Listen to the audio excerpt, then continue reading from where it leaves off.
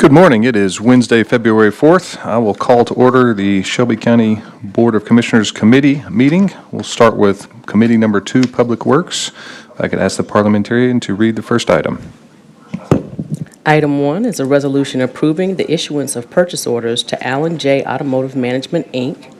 in an amount not to exceed $219,629 to Donahoe Chevrolet LLC in an amount not to exceed $629,104 and to Wild Rose Chevrolet in an amount not to exceed $154,426 for a total amount not to exceed $1,003,159 for the purpose of procuring replacement vehicles for various county departments. This item requires the appropriation and expenditure of FY 2026 Fleet Services Vehicle Replacement Funds in the amount of $1,003,159, sponsored by Commissioner David C. Bradford, Jr.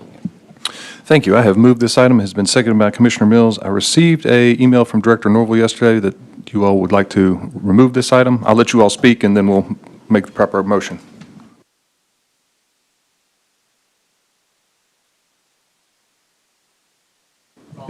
Is your mic on? I apologize. And if you'll just state your name and position as well. All right. Yeah, we would like to withdraw this item from this commission and resubmit it at a later date. And we just thank y'all for your time. Thank you. Will you state your name for the record? I'm Danny Daniels, Deputy Administrator for Shelby County Road and Bridges. And this is Amari West for the Fleet Supervisor for the Shelby County Road and Bridges Fleet Department. All right. Thank you, Mr. Daniels. All right. I will make a motion to withdraw this item. Do I have a second? Second. I have a second from Commissioner Morrison. Any objections? All right. This item is withdrawn, and that concludes the work in front of us on Public Works. We will do land use in about 60 seconds.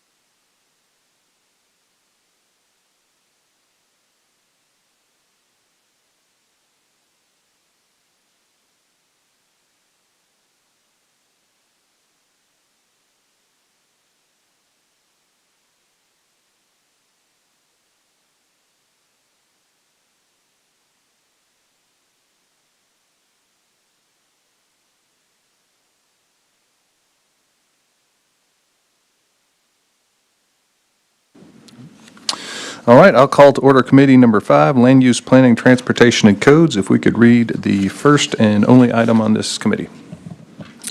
Item 1 is a resolution pursuant to Chapter 9.6 of the Unified Development Code of the County of Shelby and the City of Memphis, Tennessee, granting a special use permit for land located at 3778 Old Waverly Cove, known as case number SUP 2025-036CO, sponsored by Commissioner David C. Bradford, Jr. Thank you. I have moved this item. Commissioner Sugarman has seconded it. Mr. Ragsdale, I'll go to you and your team with a report. Thank you, Commissioner Bradford. Brett Ragsdale with the Division of Planning and Development.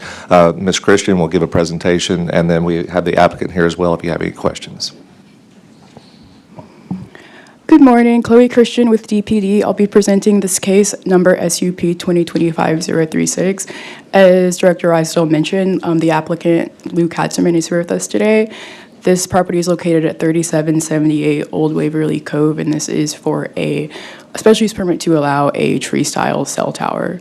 Here's a location map of the property. It's located in District 12, and to the right is a vicinity map showing where public notice was mailed out for this case. Next slide, please.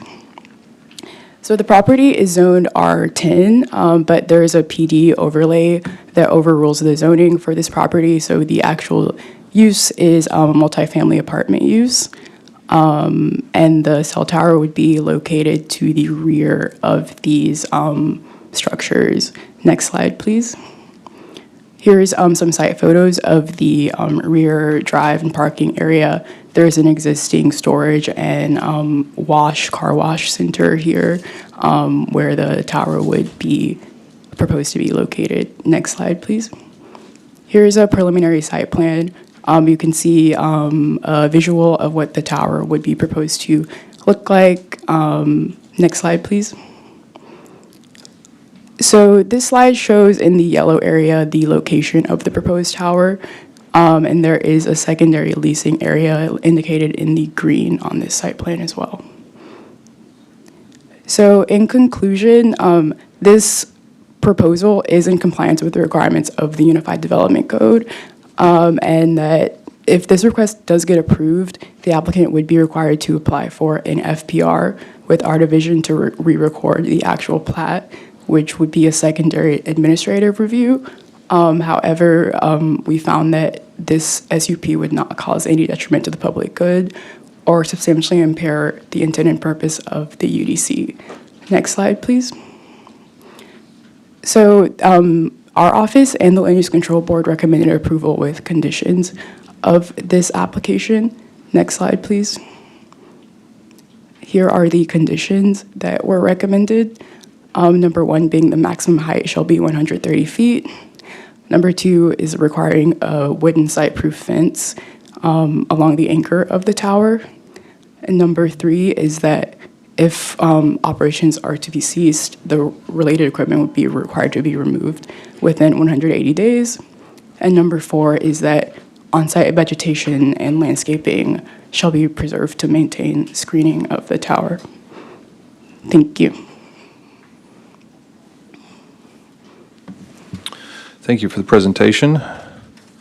Commissioner Sugarman, this is in your district. Do you want to speak on this item? Have any comments? Yes, thank Go ahead. you, Chair. And so my understanding is that with the town hall meetings, there was not any adverse comments, so I move that we support this item.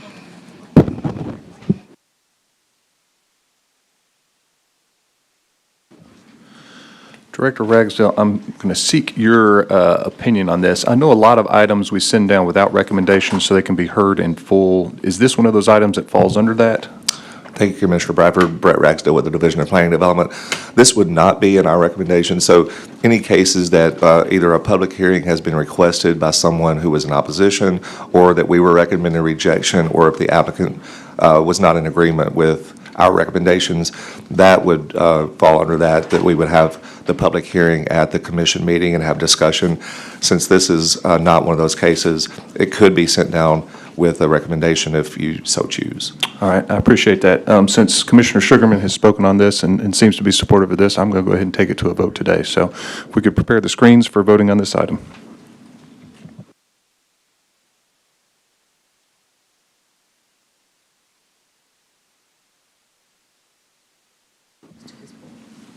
All right, if all commissioners had the opportunity to vote, let's tally the results.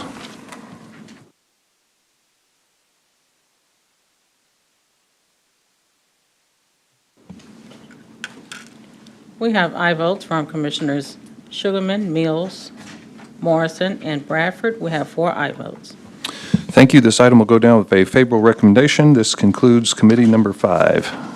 And committee number 1, Budget and Finance, is slated to start at 8:55. So we have about 15 minutes before the next committee.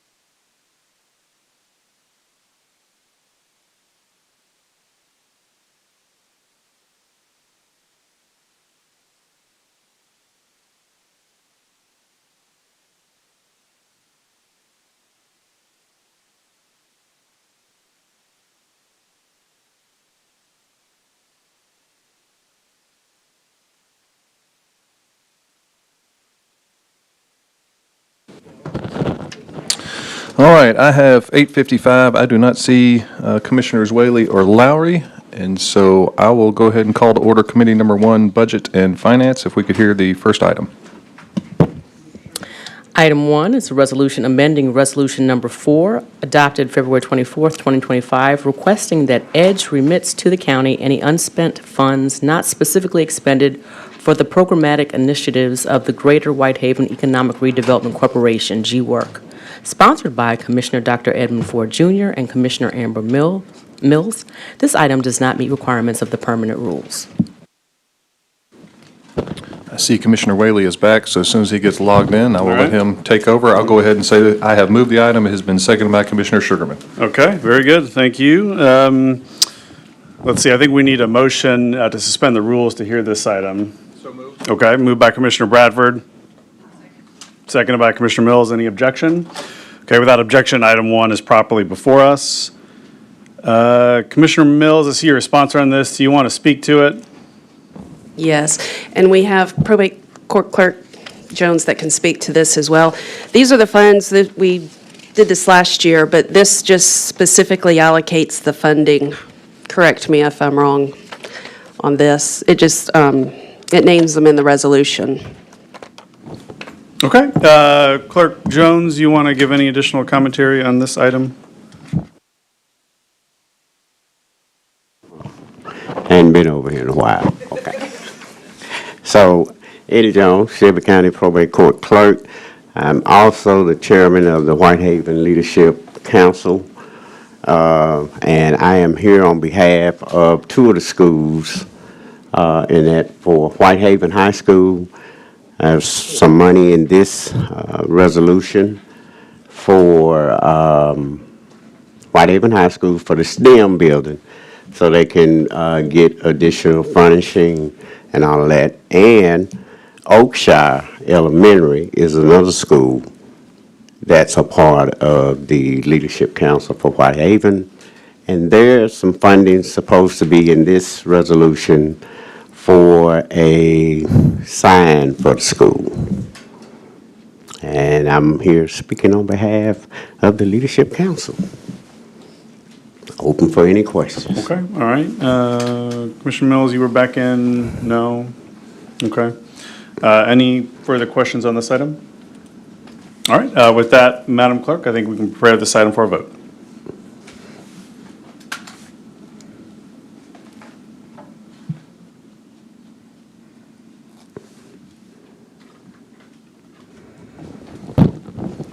Okay, we can close the screen and record the vote.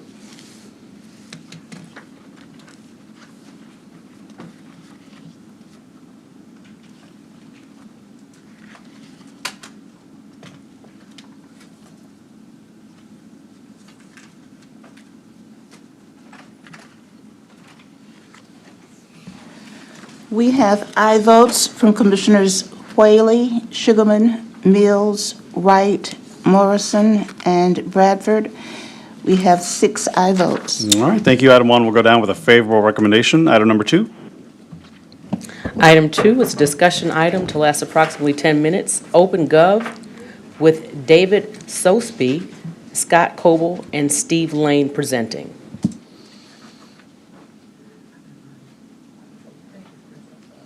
All right, good morning, gentlemen. So we've got 10 minutes allotted for this discussion item. We've got the presentation in front of us. If you'll just state your name and position, and then we'll put 10 minutes on the clock, and then if there are any additional questions, commissioners will have the opportunity to ask that. Okay. Just make sure you turn the microphone on. Gotcha. Commissioner Whaley, thank you. Rest of the commissioners, pleasure to meet you all, and thanks for having us. My name is David Sosby with OpenGov. I lead one of our Southeast teams here. Let my colleague Steve introduce himself as well. Yep, commissioners, obviously, thank you for having us. My name is Steve Lane. I'm our sales director that oversees our Southeast sales team. Been with OpenGov for 4 years, and we're obviously glad to be here today. And again, the main focal point of our discussion today is around some of the budgeting challenges that the county has been going through the past 4 to 5 years. With a potential solution to resolve many of those challenges, return the county back to a financially safe place, as well as promote transparency to the residents, constituents, give internal staff and commissioners better access to reporting, which I know is, presumably probably pretty important to you all. But, for anyone not familiar with OpenGov, we partner with well over 2,000, cities, counties, state agencies across the U.S. in a variety of different capacities, with the main mission of powering more effective and accountable government. As you can see on the current slide, we have a solution essentially for every single department inside of a city or county, but for the focus of today's discussion, this will be regarding budgeting and performance, which you'll see on the lower left-hand side of the circle. And additionally, again, why we're here, right?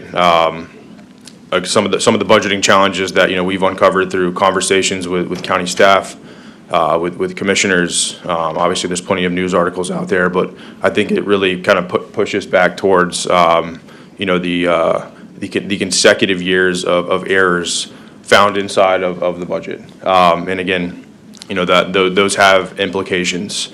Second bullet point being, the first county in Tennessee history, I believe, to be denied access from borrowing money, which has implications on, your capital projects, which are pivotal for the community.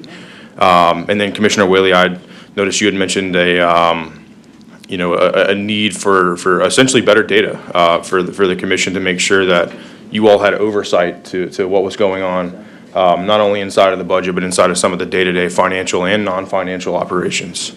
Next slide, please. And again, the solution, right? What we do on the budgeting side, this is designed to be a full end-to-end budget development solution, which again, I know is not super relevant to you all because you're not the ones who are, producing the yearly budget. But I think it does have some relevancy in terms of, wanting to produce a budget that is compliant, and not have to go through, what you all have been going through this year. Without getting too much into the details, there are ways where we can build workflows and checklists in compliance with the state comptroller's requests for a compliant budget. And then lastly, and a really big piece of this is going to be the transparency. So traditionally what we've seen with cities and counties across the U.S., they publish their budget in a PDF format. These documents are not getting a ton of views and clicks, considering the sheer amount of time that these take to produce. So one thing that we've done, and some of your neighbors are actually doing this right now, Collierville being one, is an online budget book, which is an interactive URL that kind of leaves behind the static PDF that is standard for most cities and counties and gives your residents, your constituents, anyone else that might be curious about the budget, an actual real-time look of what's going on in a more digestible format that is, kind of steering away from that standard PDF. Anything to add? Yeah, and I would just add, this is not, this is not a problem that's unique here to Shelby County. These are, as David mentioned, we've worked with, over 2,000 governments across the country over the span of about 13, 14 years. And these are problems that we, help municipal, county governments, tackle all across the country. Really, at the end of the day, it's how can we create a more collaborative operational process inside the walls with staff that then, not only are aligned to goals and strategies of obviously the county, but how can we track spend towards those goals, and then how can we tell the story? So much is simply about the transparency to the public and to the constituents of where their actual taxpayer dollars are going towards the services that obviously the county's going to provide. And really, at the end of the day, it's, that end-to-end process, here. Powering more effective and accountable government, what David alluded to. It's really operationally, how do we improve things inside the walls, and then how do we communicate it out to the public, to show the progress that obviously, everybody, is making in terms of delivery for the services that are promised. And a few screenshots here. We actually have an interactive portal to show you after this, but again, this kind of alludes back to, Commissioner Whaley's comments previously that I had discovered in a news article. Dashboards and transparency, a lot of times this is, very, very relevant, not only for, the day-to-day staff at the county, but also commissioners. We have the ability to create commission-specific dashboards for each of you with both financial and non-financial data.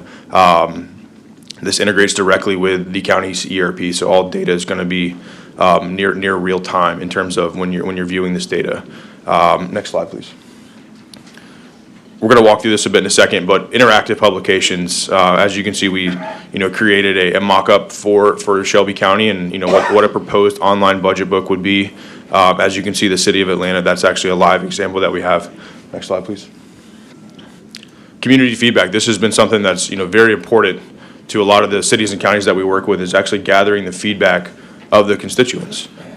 These are their dollars that are being spent, and we see some of the more forward-thinking and forward-looking counties that we work with are actually using this feedback to determine where they're going to allocate certain dollars moving forward, especially for things like capital projects. So this is something that we've seen from a transparency initiative be very relevant. And lastly, again, we have had a chance to work with quite a few governments across the U.S., but we do have a pretty big customer base here in the Southeast with some of the largest cities and counties, not only in this state, but surrounding states, including the city of Memphis. If you wouldn't mind going to the URL, please.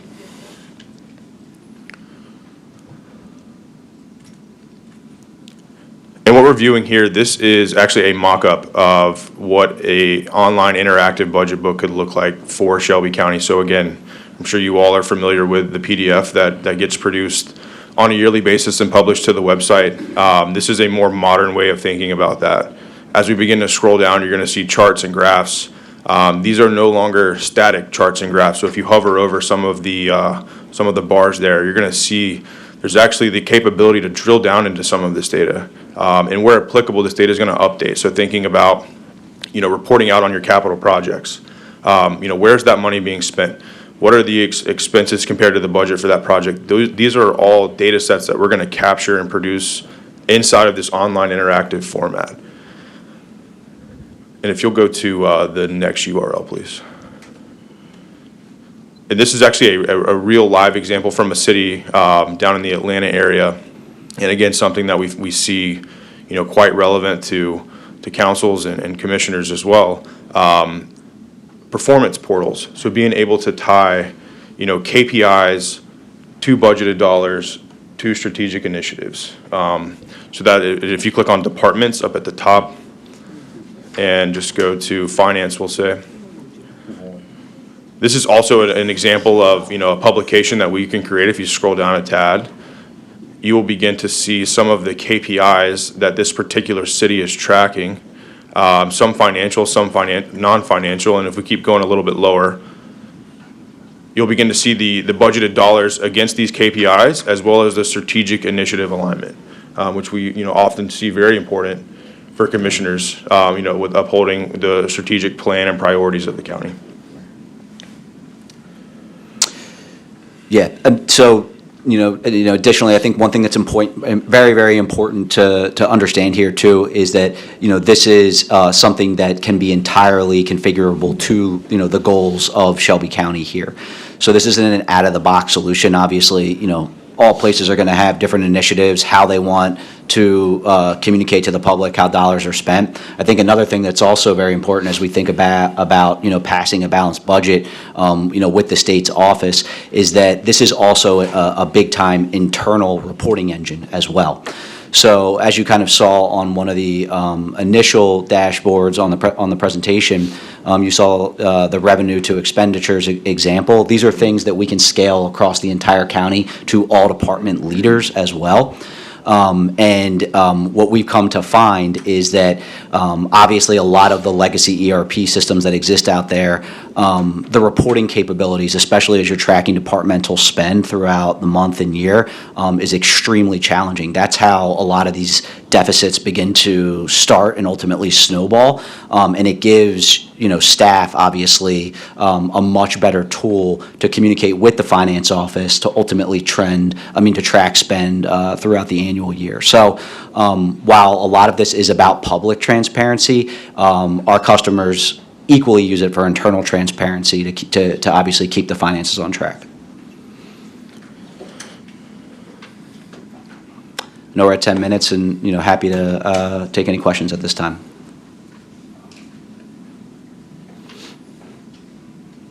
All right, thank you so much. Commissioner Bradford?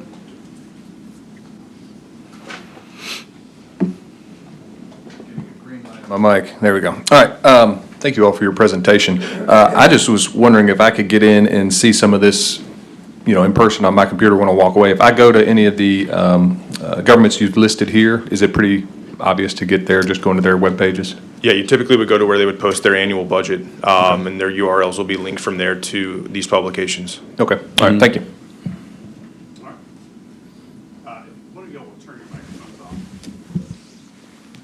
Great, thank you. Commissioner Sugarman? Thank you so much, Chair. And so I have a few questions. What training and onboarding support is included for staff? Let's see, and you answered some of the questions, excuse me.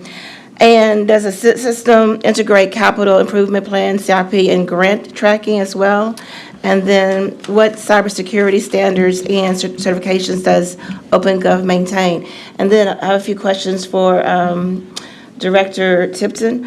I see that we are going towards this type of transparency where we have online budgeting where, commissioners can look at it, et cetera, as well as the public, and it is much needed. And so I see that you're all going through the process of vetting different vendors. And there's another vendor, ClearGov, and I was just wondering if you brought this company up, and is this something that you would support? But if you all could answer the first three questions. Yeah, so in regard to your question about, implementation, this is something that we completely handle in-house. We have our own implementation wing of the company. Typically, implementations are anywhere from 3 to 6 months, depending on the project. That includes all external user or internal user training, the help of building out these publications in year one to ensure you're set up for success. There's a lot more we can get into in terms of the technical aspects. But in regards to your questions about the CIP and the capital projects, the CIP itself can be developed inside of OpenGov, and we even take it a step further and put a component of project management on there. So you can manage each project from both a financial lens, from a funding tracking perspective, as well as a day-to-day lens of what's actually going on in the field. You can take that data and then roll it into a publication. So if you wanted to create a separate publication for your CIP, you can do that. It's not only going to show the financials of the project, but also the project phase, day-to-day, and stuff like that. You mentioned grants. Dabney, who I believe is in the back of the room, newly leading the grants management team here at the county. We're actually meeting with her in a couple weeks to discuss what we do on the grant management side. And we see that very complementary to not only capital projects, because those are often funded by grants, but the grant portfolio across the county, making sure that you're in compliance and everything is reported on as it should be. And your last question was about security, is that? Yep, so we have SOC 2 compliance for all of our, all of the products that we sell. We sell to local and state governments, so it's the highest accreditation. Obviously, without, FedRAMP, we do not work in the federal space. We simply are at the local and state level. But we do have SOC 2 compliance that we achieved in late 2024.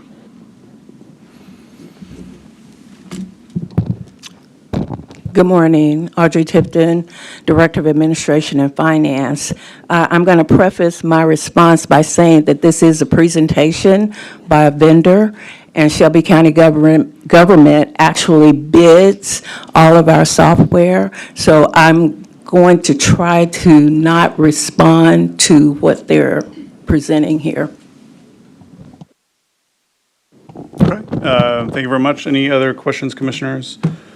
One, just first, thank you all for being here in this overview. I think the sort of bottom line is that, innovation is hard and slow in government, and it shouldn't be.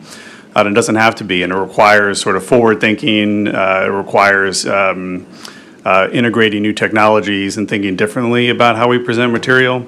And I think it also requires collaboration, obviously, in our case, with the administration, who's responsible for preparing the budget, submitting the budget, et cetera. But I think the more we can start framing these kind of conversations in a innovative way, the better it is for the public. So, appreciate you at least sharing this. I think hopefully it gets us thinking about some of these functionalities and use cases. for us to be able to have greater transparency and innovation in county finance. So thank you all very much. All right, this will conclude committee number 1.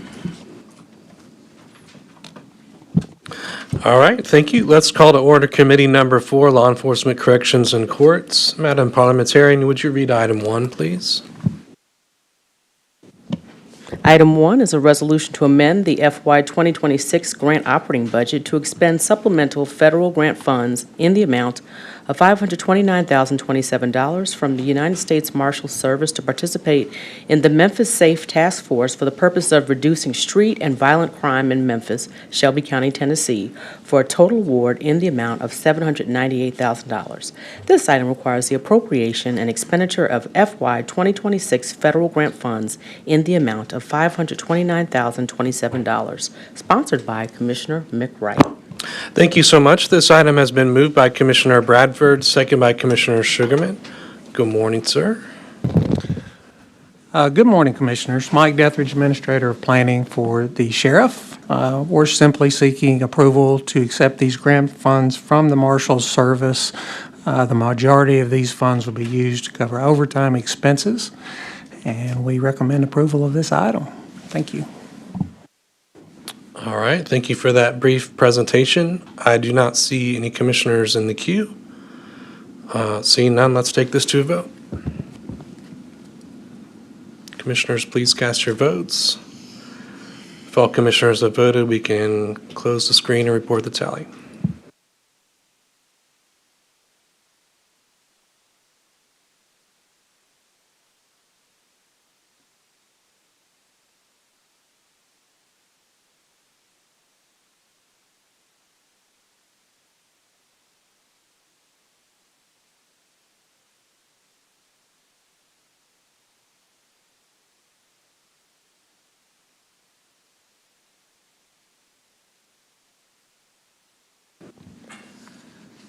We have aye votes from Commissioners Sugarman, Mills, Wright, Thornton, Morrison, and Bradford.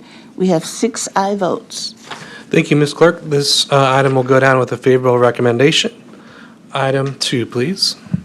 Item 2 is a resolution approving a contract for services between the University of Memphis and Shelby County Government in an amount not to exceed $300,000 for an initial term ending February 29, 2028, with 3 one-year options to renew with not to exceed amounts of $125,000 annually for the purposes of creating a digital dashboard tracking outcomes in the Shelby County criminal justice system in order to enhance efficiency and transparency.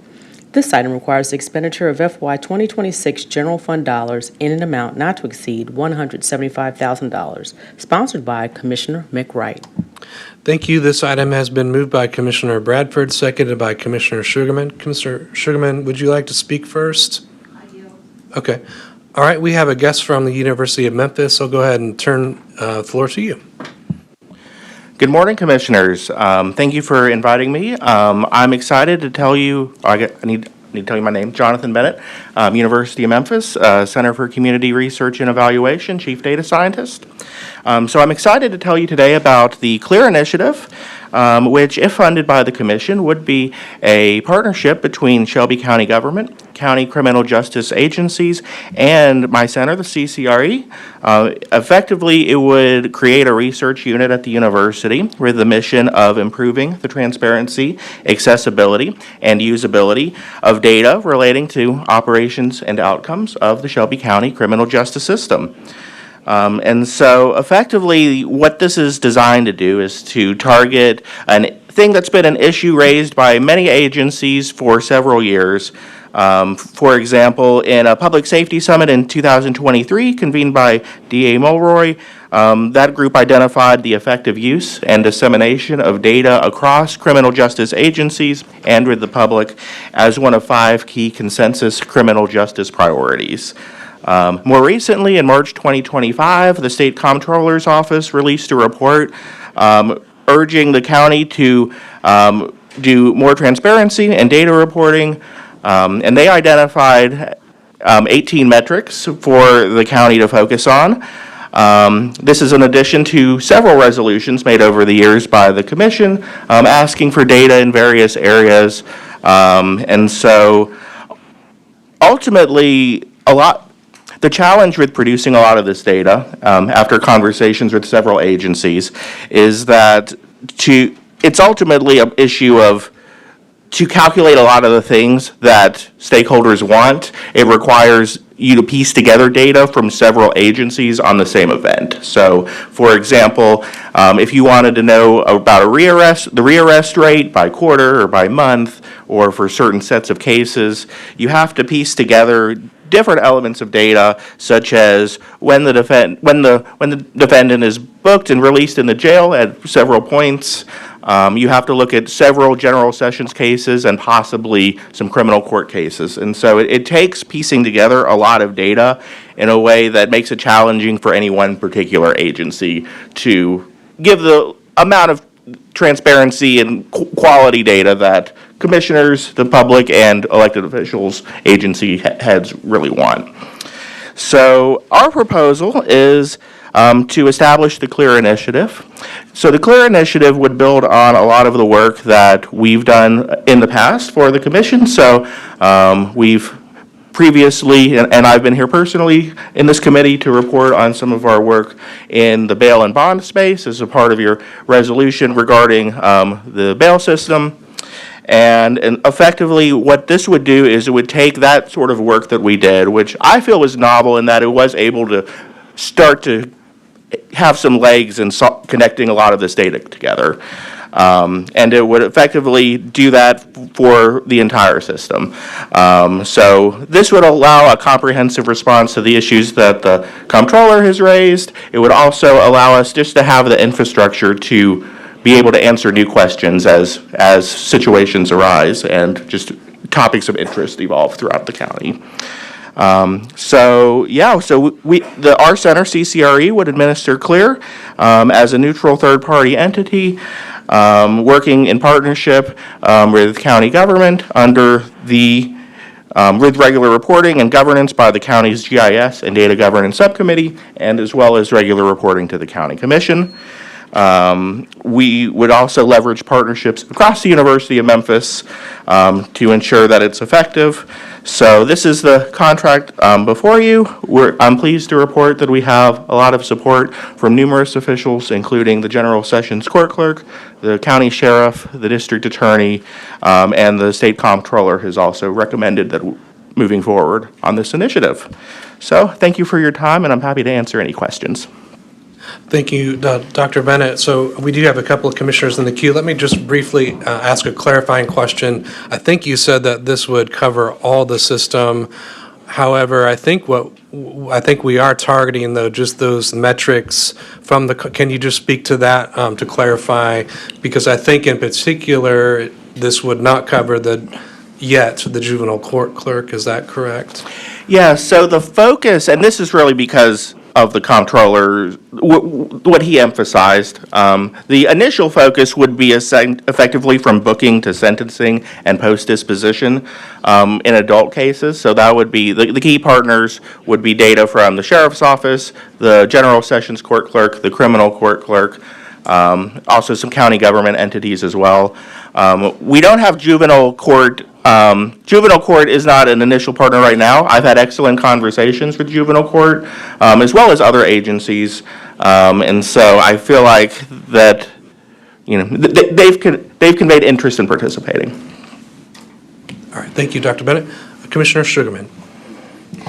Thank you, Chair. And so does the dashboard offer public-facing versions for residents? And then also, how long would it take to complete?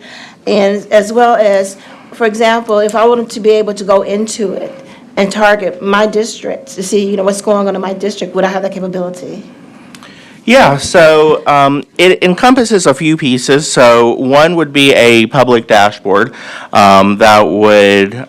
I can see this involving several elements, so it could provide a high-level picture of the system for just citizens to understand what's going on.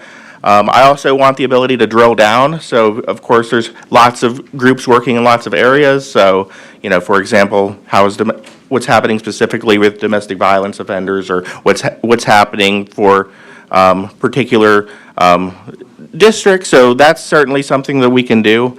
So there's, it's designed to essentially, in what I hope to be near real time, provide the public a lot of that information, as well as commissioners. As far as how long it would take, we want to move quickly because this is an issue of importance. I believe the contract puts a maximum of 6 months before there's a dashboard out there. We want to move quickly with IT to get this out sooner. Okay, and then also, as far as training, do you provide training and things of that nature? And the other thing is that we have a large population in Memphis, Shelby County of hard of hearing deaf, and I was wondering if you all have like an ADA compliant component, for example, if it's mobile friendly and accessible to people with disabilities. Sure. So in terms of training, a part of this initiative will essentially be a technical assistance hub, which will allow agencies and commissioners just to come to us and effectively we can consult on how to use data as an asset and how to leverage a lot of the data infrastructure that we're building, including a data warehouse, which would underpin the dashboard. So, yeah, so that element's there. We're also going to get a community buy-in and agency buy-in on exactly what to put on the dashboard, and so it's definitely a two-way street. It's designed to be a partnership with all of the agencies. Regarding the issue of ADA compliance, so in terms of the public dashboard, there's ways to build this that, like, for example, color blindness is a big thing that pops up a lot in dashboards, as well as making it mobile friendly. Yes, we can definitely accomplish those things in our public-facing data products. All right, thank you, Dr. Bennett. Commissioner Sugarman is back in the queue, so we'll come back to her. But first, let me go to Commissioner Thornton. Thank you, Chair. It's been a minute since you have to say my name. Thank you, Dr. Bennett, for being here. I first want to say this. This price point is around the exact same cost that the initial data dashboard that I was pushing for about this body would cost. So I just want to point out, if this were to pass, my question would be, why have we not produced data that's accessible to the public to help us understand how monies are flowing through our districts? We haven't leaned into actually investing in data tracking and transparency at the level that I thought that county government was operating in.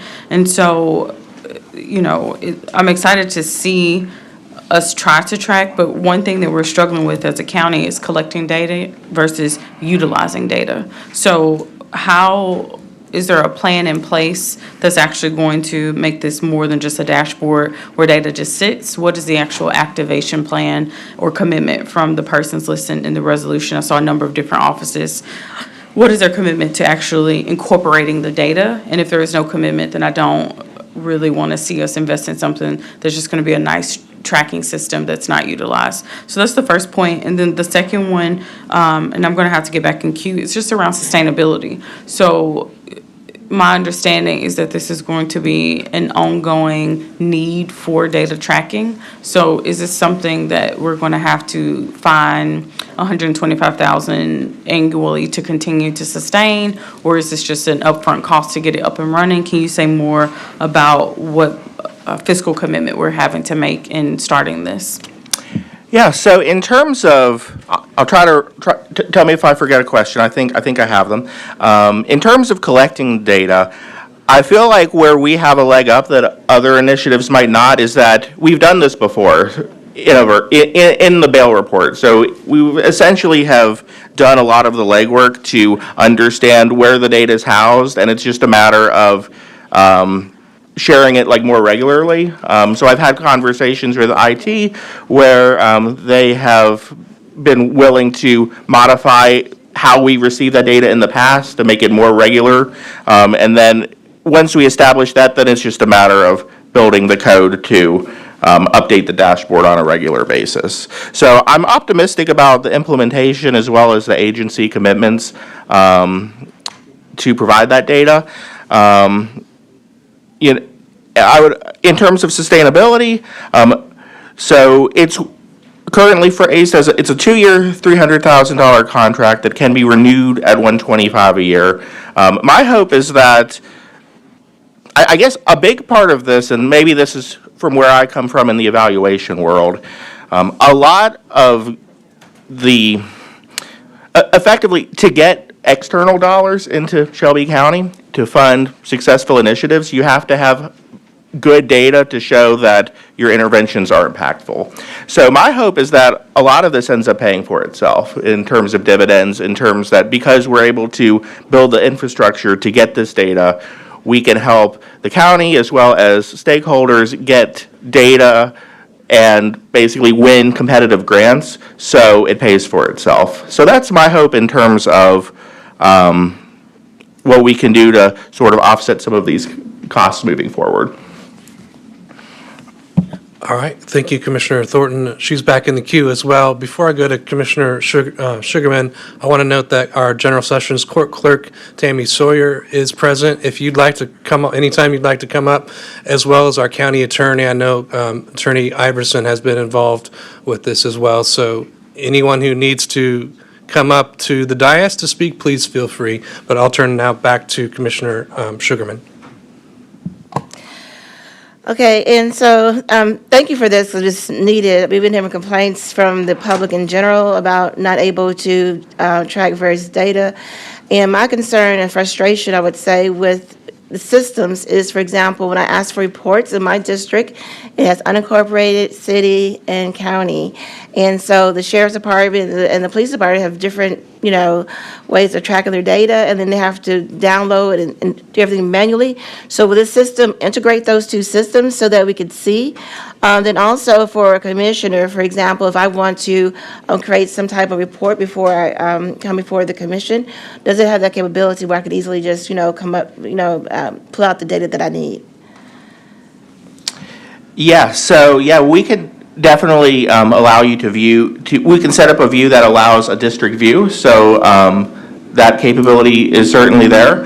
And, I'm sorry, first question. Doesn't integrate the police department, the MPD and the sheriff, because the issue I have is when, for example, when I came on board, I wanted the data from my district, which is unincorporated Memphis and part of Germantown, part of Collierville, and I wanted to know what's going on in my particular district. So we have all these different entities working together: Collierville, Germantown, Memphis, the Sheriff's Department, Police Department, all these different entities. So they all have different systems. And so the issue is they have to download it and manually, transfer it in order to get reporting, and it takes 6 months. And so my question is, does this system allow integration across systems?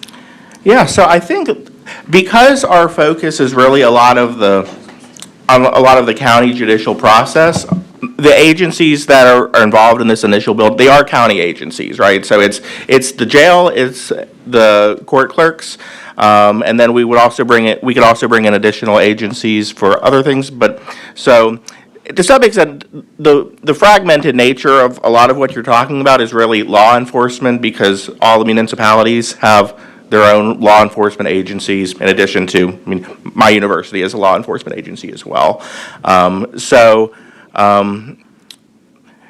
But once, effectively, this data would effectively, I would say, quote unquote, begin once a jail booking occurs.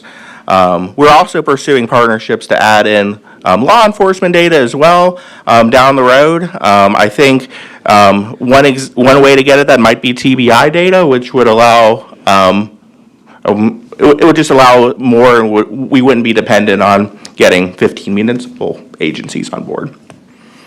That would be a concern, because again, like MPD and the Sheriff's Department, when I was asking for data, it was a huge undertaking. And so it took, for example, like 6 months, and my constituents will know what's going on now in this district, and kind of find out we were number one in car thefts. But it took 6 months for us to figure that out. So that's my concern. And then also being able to generate reports that we can use, as far as, the commission and things of that nature, we'll easily be able to extract and generate reports from this. Yeah, and we'll also utilize data that's already out there. So, for example, the Memphis Police Department has pretty good, they updated daily data on crime reports, and so that's something that we can also sort of, even though that would be a city agency. Because that data is there, that's something that we can incorporate into the dashboard, because I think having that element of it does it allows you to have a better picture of the system in general. So we are going to pursue that to the best of our ability. Thank you, Commissioner Sugarman. Clerk, did you want to speak? Or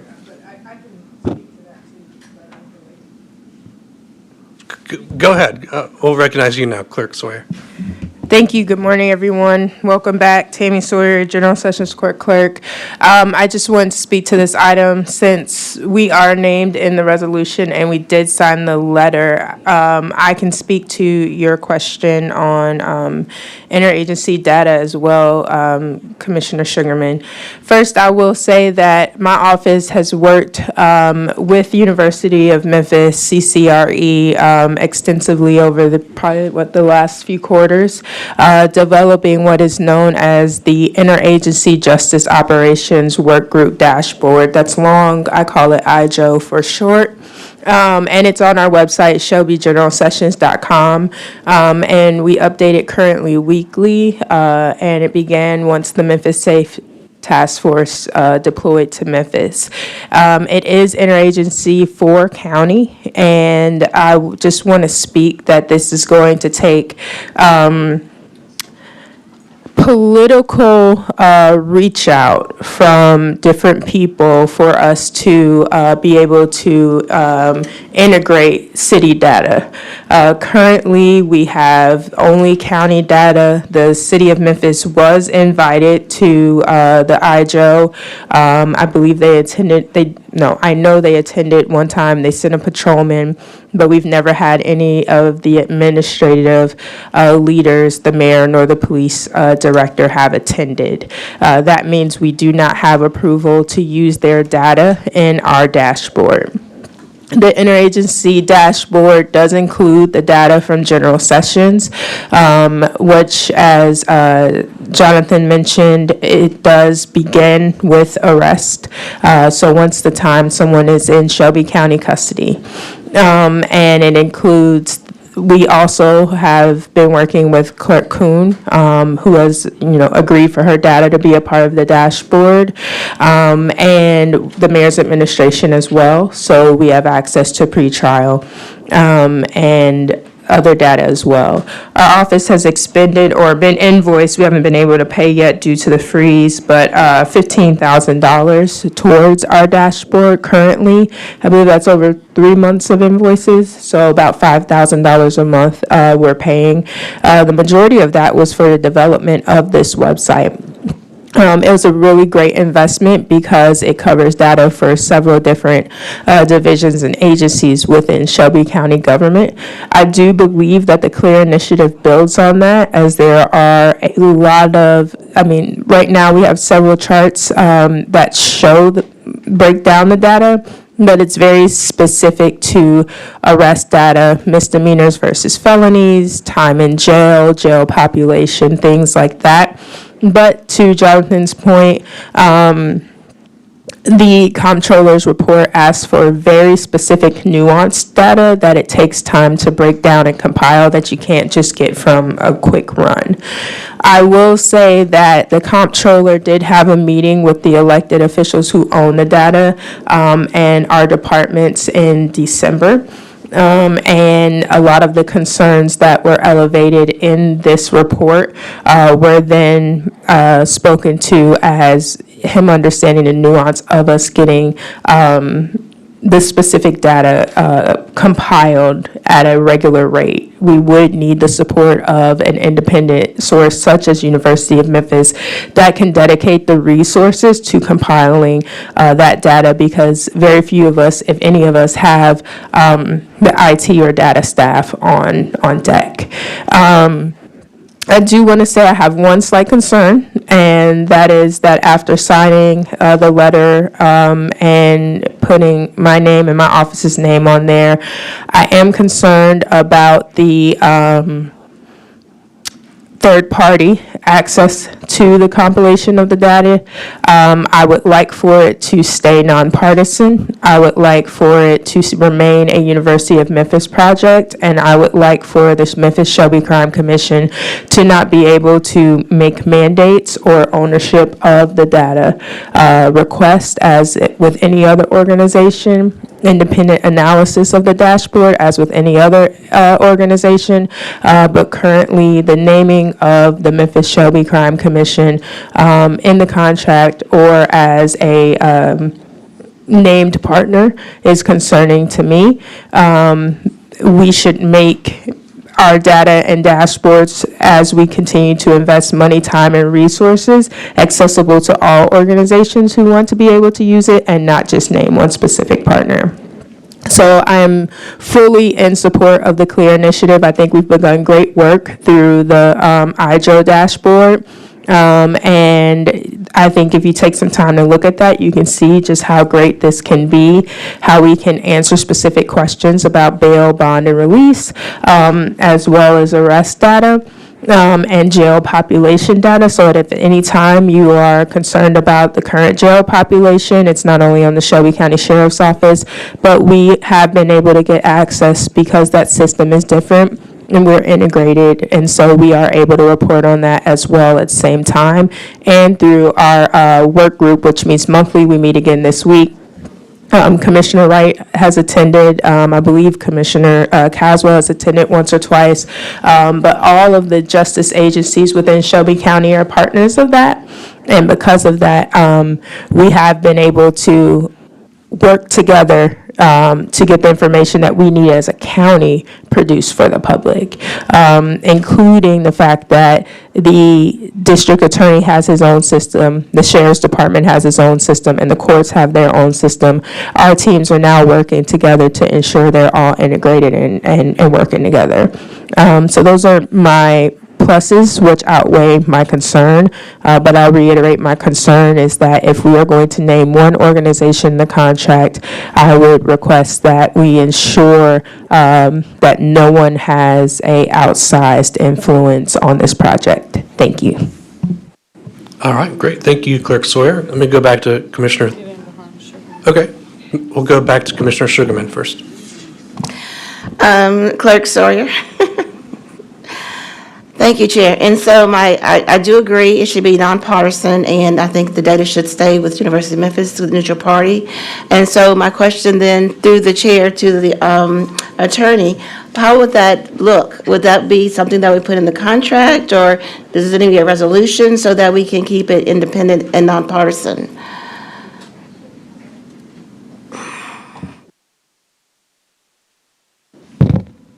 Good morning, Commissioner Sugarman, Marlene Iverson, County Attorney. In putting that entity in this contract, we were essentially pairing with another entity that is with the University of Memphis. Is that correct?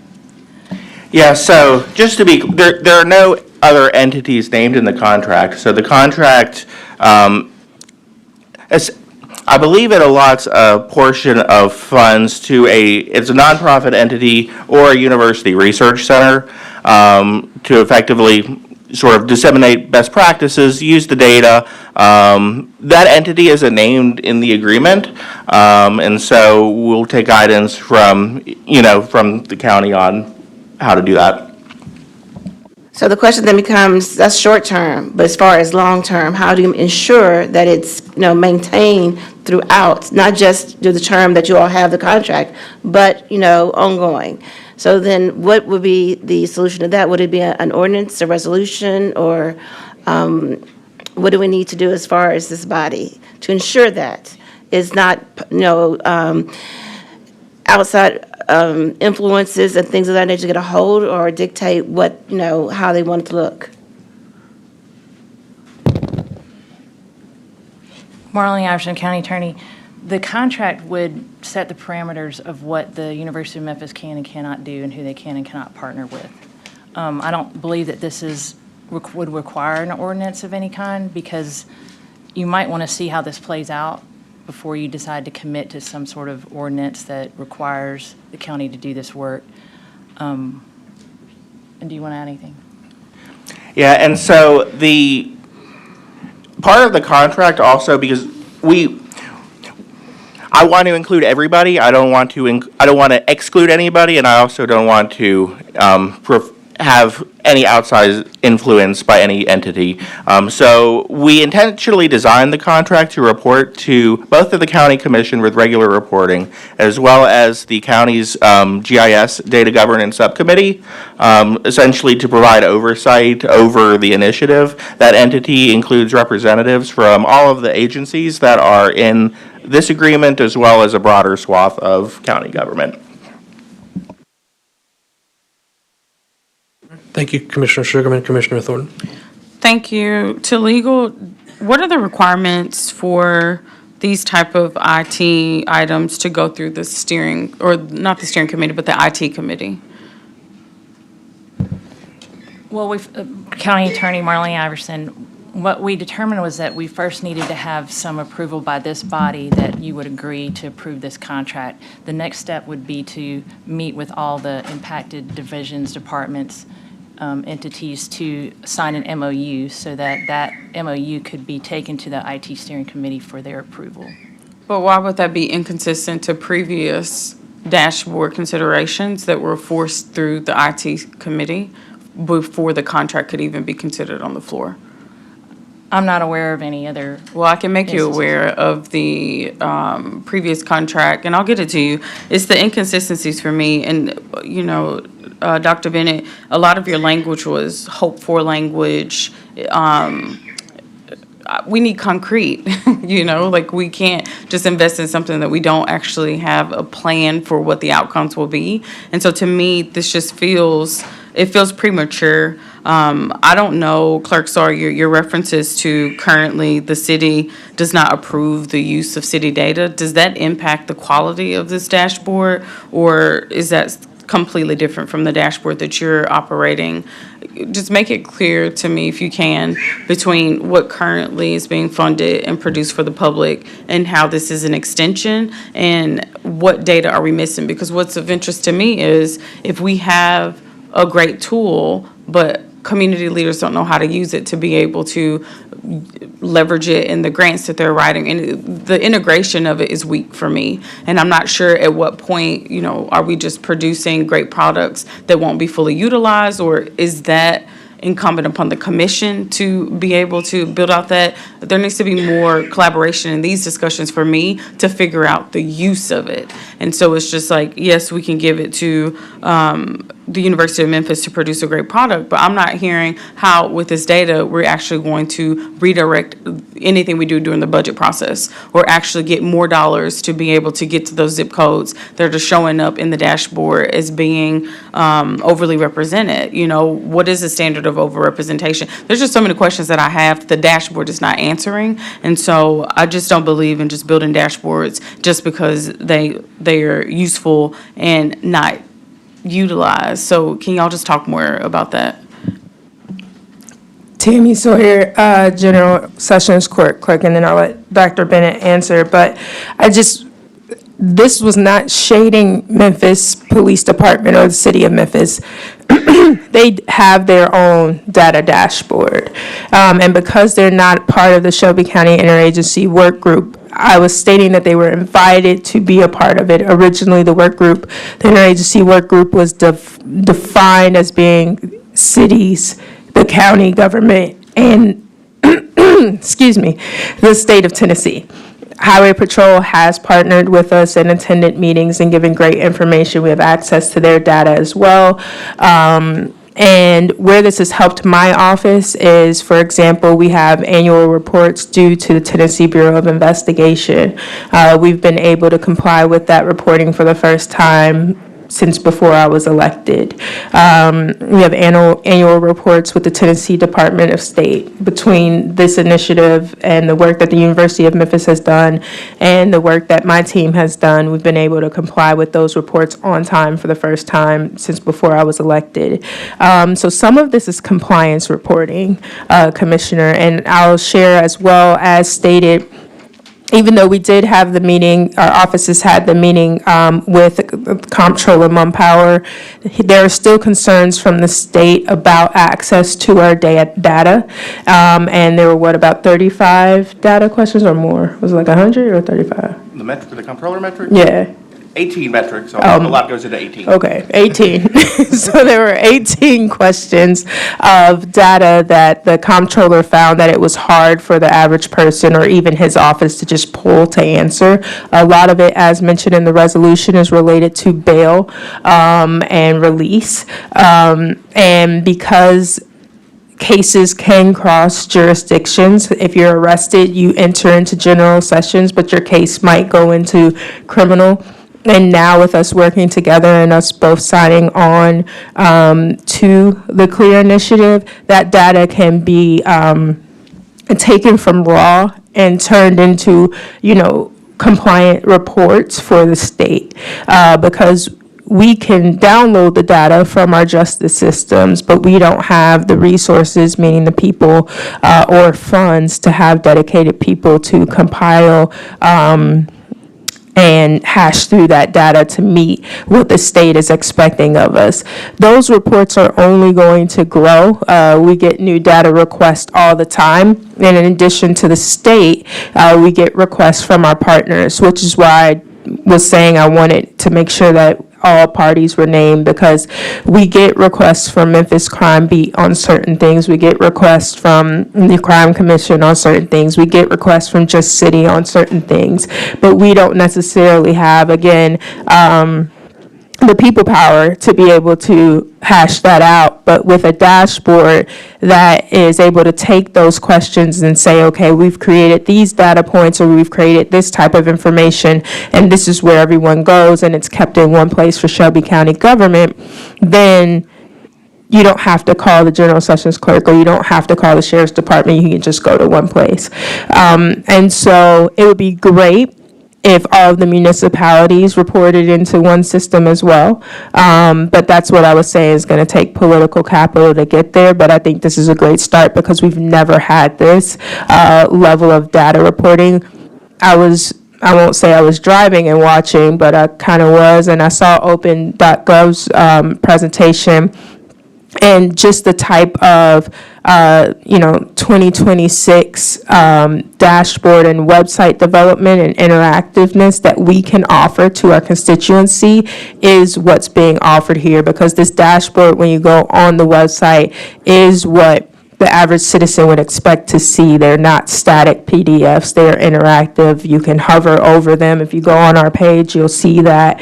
You can click through, you can download the data, and that's what University of Memphis has built for us, very similar to the standard of what OpenGov just presented for the budget. And so that's why I believe this is a good resource. And so I just want to speak to, I think you start with the county, and then once the municipalities see the county leading in this way, you encourage them to join in, so that there's a one-stop shop for all of this. There wouldn't be a need for an IJO, like we wouldn't be double paying, and I made sure of that before coming to speak today.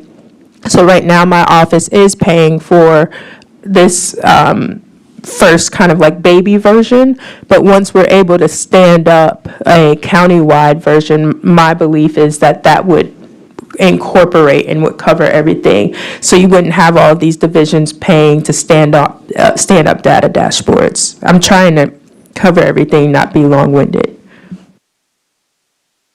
All right, back to Commissioner Sugarman. Thank you, Chair. I just have one question. So I'm hearing that the Memphis and the other municipalities, they report to the state, like TBI. So could we, extract that information that way, as opposed to getting it directly from these different municipalities? I just want clarification. That's what I'm hearing, but I just want to make sure I'm right. Yeah, Jonathan Bennett, University of Memphis.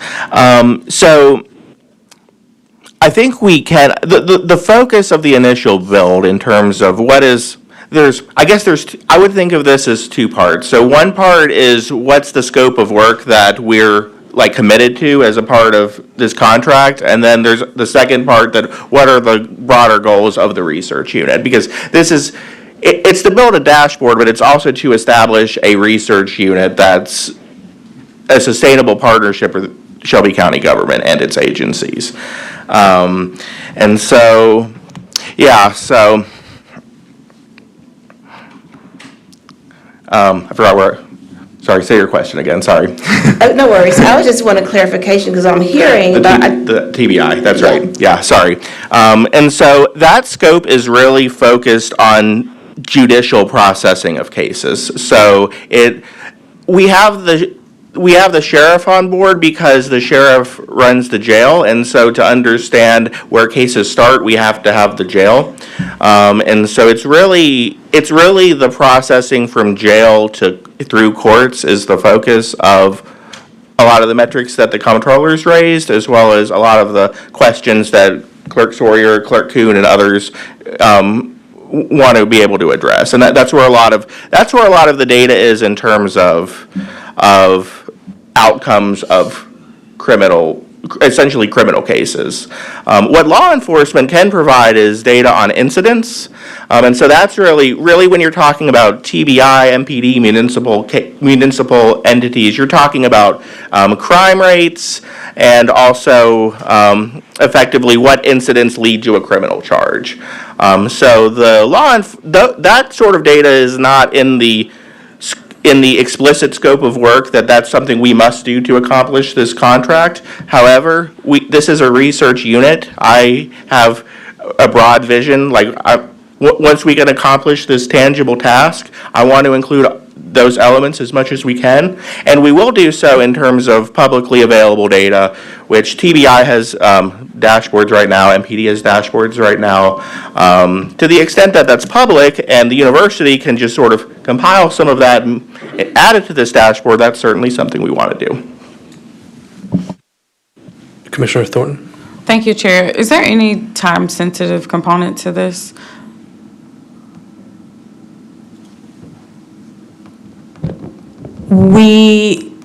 Tammy Sawyer, General Sessions Court Clerk, and Dr. Bennett can probably speak more. I will just urge, Commissioner, that Shelby County stands on a precipice with the state of Tennessee very often. And, I'm not one to always say we need to walk the straight line, right, Commissioner Bradford? But we have been dinged severely by the state. And for us to be the largest court system in Tennessee and one of the largest municipalities in the state of Tennessee, our data accessibility as well as our presentation of such data across agencies is woefully inadequate and archaic. And so I don't know that there's a timeline, but the March 2025 report from the comptroller pretty much expressed urgency in all due speed.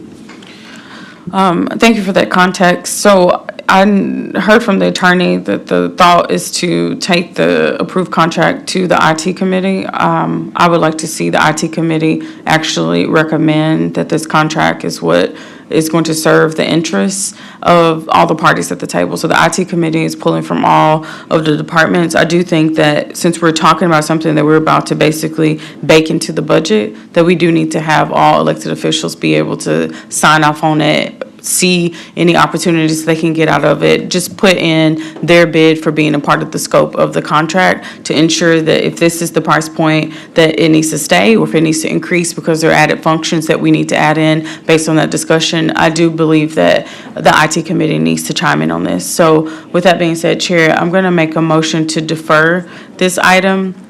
I don't see Director Perry here. I'm not sure when the IT steering committee will meet again, but defer until the meeting immediately following the next IT steering committee to give them time to be able to give us that feedback. All right. I have a motion from Commissioner Thornton. I see Clerk Sawyer seeking to be recognized. Thank you. And this is on your motion, Commissioner. It has gone before the IT subcommittee. So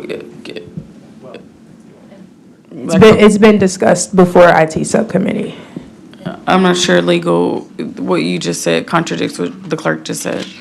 Marlene Iverson, County Attorney. The two steps here is that this body approves the contract, not the IT steering committee. The next step for the IT steering committee is to approve the MOU between all of the partners. If that doesn't work, then that fails. If y'all don't approve this, then it fails. So we need both you and IT steering committee to act. This is your part of it. The next part is the MOU. So just to the chair, just as at this point, while we're entertaining the motion, a point of information, when we considered the Qualtrics contract, it required a recommendation from the IT steering committee before the contract could even be heard on the floor. Qualtrics. Right, so please get yourself familiar with that contract. So there's precedence, I don't know what you're saying, but there's precedence for this body to hear a formal recommendation from the IT committee related to a data dashboard. So I would like to hear from the IT committee, as already has been established by this body, is a necessary step. And if anything, you know, I'm not sure what legal is trying to push back here, but the process that has been upheld in the past, to me, needs to be honored in this particular case. Attorney Iverson. Marlene Iverson, County Attorney. May I suggest then that you require that the MOU be brought back before this body for approval following their review of it? Because that has the details of what each entity, each agency, each department will be tasked with doing. This contract just approves funding for the University of Memphis to set up this program. They don't have access to the data. They don't control any of that. So that's why there's two separate documents. But if you require this body to approve the MOU that includes all these entities, then you are, and that is the path forward for having their role. It seems to me that you want them to come before you in some way and say that they have approved this. And they could do that by the MOU being represented to you all for approval, as well as this contract. I mean, just to the chair, my motion stands. We're pushing for, I don't know if this would be counted as a single source, sole source contract. I want IT to chime in. How do we know that there are not other competitive players that can do the same service for a greater figure? So IT has contemplated other vendors when I've seen it a requirement in the past. So I just want to make sure that IT on the front end is involved, not after we pass a contract. Clerk Sawyer. Thank you. Tammy Sawyer, General Sessions Court Clerk. Not debating, I promise. I hear your concerns, Commissioner. Just because I hear what you're saying and I want to help add some clarity, not negating your motion, but just saying that the IT subcommittee has reviewed this. We just have not voted on the MOU because we can't do that until the contract's passed. I'm on the IT subcommittee and secretary of the Special Projects Subcommittee of the subcommittee. And so we do review these, and I will say that my office, the sheriff's office, the district attorney's office, we have all signed letters of support. And I do believe Clerk Kuhn has as well, or not signed yet? I don't have a letter. Not a letter, but is in support of it as well. If your will is for the elected official IT subcommittee to come before you, the next chair would have to come before you of that committee. And just stating that, but as a representative of that committee, we have had extensive discussions, and each of the divisions who own the data is in agreement with the initiative. Thank you. All right, thank you. So there's been a motion on the floor. Is there a second? Chair, I would like to withdraw the motion and just make a motion to send this down without recommendation to hear from IT on Monday. All right. So the original motion has been withdrawn. Now there's a motion to send this down without recommendation. I have other commissioners in the queue, but is there a second on that motion? I'll second the motion, send it down without. All right, so that motion is second. I'm going to hear from these commissioners in the queue before we do that. Commissioner Bradford. So the parliamentarian and I have been looking at our permanent rules, and to Commissioner Thornton's point, one of our permanent rules, I'm going to ask you to, I'll read it, the opinion of the Technology Coordination Office or a recommendation from the IT Steering Committee shall be submitted with all items presented for approval that involve technology-related expenditures of $50,000 or more.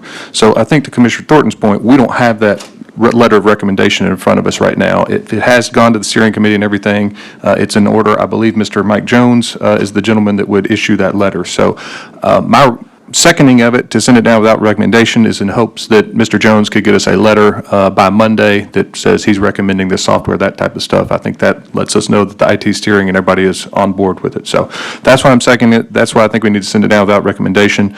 I'm not exactly sure who Mr. Jones reports to, but hopefully we can get in touch with Mr. Jones and get him to write us a letter if he recommends this to all of us for Monday. That was all I had. Thank you. All right, thank you. Commissioner Sugarman? And thank you. And it was mentioned that the MOUs and all that come back before us, and I think that was a good idea. And so I make a motion to have all MOUs come before us as well. All right, so I know we have a motion and a second already on the floor. I don't know if we can take that up, Commissioner, at this time, but we could take it up. Parliamentarian, help me out with that.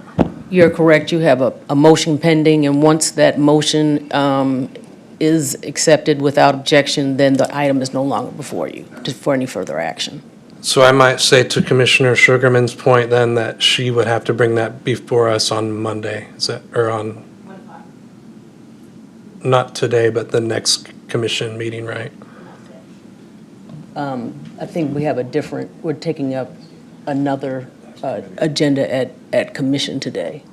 Yes, ma'am. So this would come back on the 9th, I believe. Is that right? Yes. All right.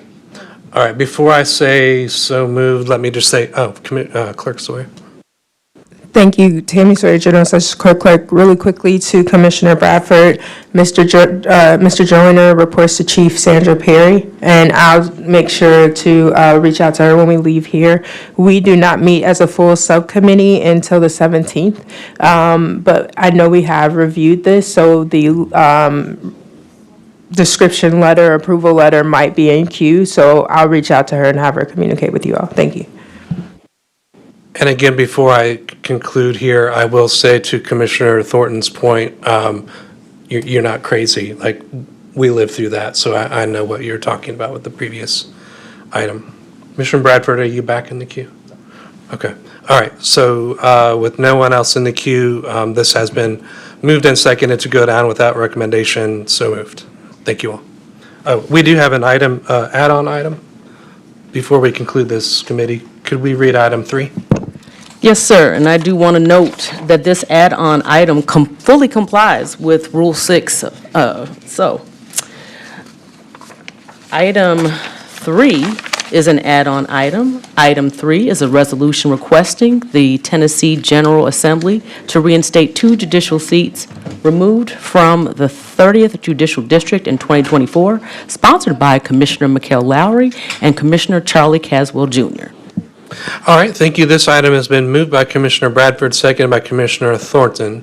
I believe Commissioner Caswell is here. Would you like to be? All right, Commissioner Caswell. Thank you, Chair. Again, this resolution, again, is no physical ask, but just asking the state to the request for these 2 judges' position. You know, we had a conversation about these positions being taken in the past in light of what we have seen with the surge with Tennessee Memphis Safe Task Force. We heard about night courts and the need for that. We're just asking the state to reinstate those judicial seats so that we can have the capacity, both, I know, on the civil side and on the criminal side, to be able to handle the cases that are coming before us. We're just asking for this body recommendation of support. I see Madam Clerk.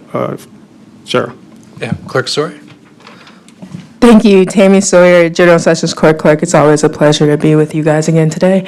I just would love to say I did not know this add-on was coming, but I cannot speak for the judges of General Sessions Criminal, but I am almost sure I'm speaking for them and my office when I say this is incredibly needed. If you all, and this brings me to a text I was going to send you that I'll just now say in public, Commissioner Wright, I would love the opportunity to present the IJO dashboard to the commissioners in the next committee meeting. so that you all can, to the point, see how we are using this data. But that will also help you all have real-time information in the issues we're facing in the increasing cases, as well as the crowding in the jail. With 2 more judicial seats in the 30th Judicial District, we would be able to move several more cases through the dockets on a daily basis. This would keep us from having to continue to consider standing up night court or a weekend court, which, as you know, has sometimes been a point of contention. But this would allow us to do all of that without paying overtime for people working at night or the weekend. This would allow us to have more specialized courts. When we looked at the data during this ice storm, we had in custody arraignments last Thursday. It was the only court that was open. Of the about 100 or so people that were arraigned last Thursday, 37 of those cases were domestic violence. And I'm stating that to say that we need our specialized courts, and because we know that a lot of our cases that are coming in, especially during times of isolation, like during the pandemic, or now when we're having these weather events, we are seeing that a lot of our activities that lead to arrest are related to mental health and domestic violence. And so we need to retain those specialized courts, and with our dockets rising, if we continue to have more cases, those courts are getting overran. And so this is a really important item that I think we all could get behind, we being y'all, because I'm no longer a commissioner. I'm going to my office. Have a great day. All right, thank you, Clerk Sawyer. Commissioner Caswell, were you concluded? All right. I did want to say, we have another commissioner in the queue, but I wanted to ask, this would this be added to our legislative package? I will go to chair, but yes, I guess it would be asking a request to the state to reinstate those, so asking the chair of legislation to maybe consider this as a request to our lobbyists to, push for this as well, especially in light of what we're seeing here locally. All right. Well, we'll pick you up. Let me go to Commissioner Thornton first. Thank you, Chair. And I don't want to put too many questions on you, Commissioner Caswell, that you may or may not be able to answer, but just speaking it out loud to the Chair of the Legislative Committee, are we saying, just pardon my ignorance here, the reinstatement of the judicial seats, what actually had them removed? Do you know the stated? So I do know we had the situation with the criminal court judge that was, I think, convicted of an initiative. Then they removed that seat from the criminal court side. And the civil court side, I forgot if someone passed away or something happened that the state removed. I don't know, Commissioner Wright, if you know about. So I kind of know the very highest level of this, which is what Commissioner Caswell just said about I know the state was looking at a weighted case study, and they were looking to move some judicial seats somewhere else throughout the state, and it just so happened that it timed with that very unfortunate incident with one of our criminal court judges, as well as we had a circuit court judge elevated to the high court, and so that created a vacancy, which made those two vacancies became a little bit easier to be moved by the state. So I think what we're contemplating here is the state just returning those seats to us, not removing them from elsewhere in the state necessarily, but is that right? Yes, sir. I'm sorry, Commissioner Thornton, it's your time. Oh, nice, thank you. That's helpful for context. And so I wish that Clerk Sawyer was here, and thank you to her for even chiming in and giving that context. But are we saying that the work of the task force is increasing the demand and need for the judicial seats to be filled? Is that correct? I think, and two, it was an argument before it happened, that we didn't want to see those seats taken. We was discussing this when it was going on. This just saying, we just heard from the clerk and the dockets that these judges are faced. We have heard them in the media and come before us to say that they wanted to consider night court. We're saying that if this is going to just give the courts capacity to have more cases heard. I think she just shared, and I have heard from judges that they send almost 100 cases, dockets a day. And so, as she talked about, if they move to night court or something else, it's going to cost more money to continue to do it. So if the state just give us back those 2 seats, it'll help us with the capacity of what we're seeing now. So there's always, when we're approaching the General Assembly, I try to be as practical as possible, understanding that we haven't had the best reception to the ask that we've made to the General Assembly to support in a number of areas. And so in this particular case, I haven't heard of a termination date for the task force, so we can anticipate that this overwhelming of the system is going to continue on for the foreseeable future. So it does seem justified, and I would like to support.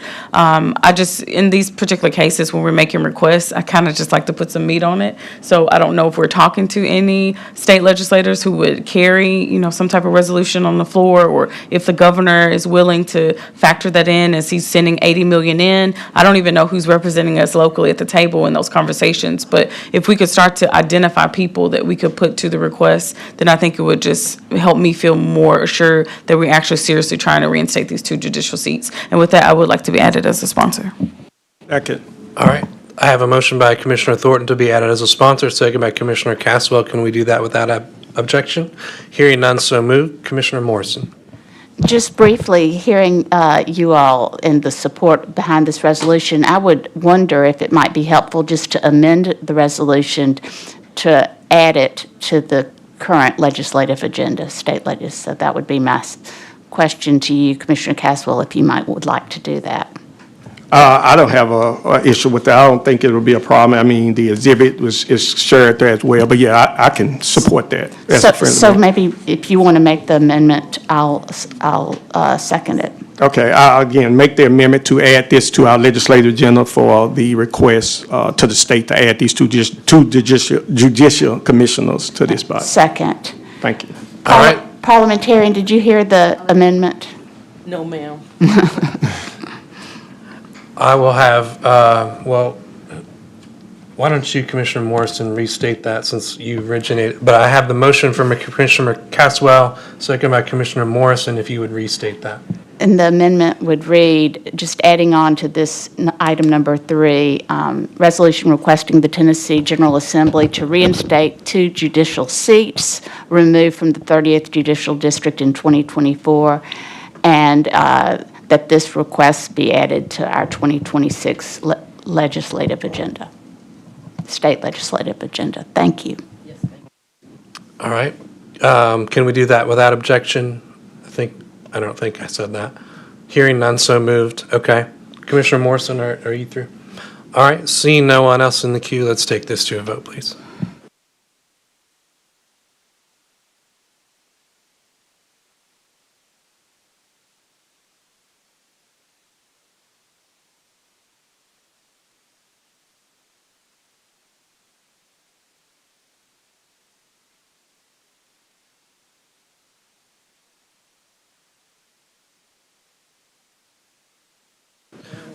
I guess we're voting, but my screen is not showing me, so please count me as an aye.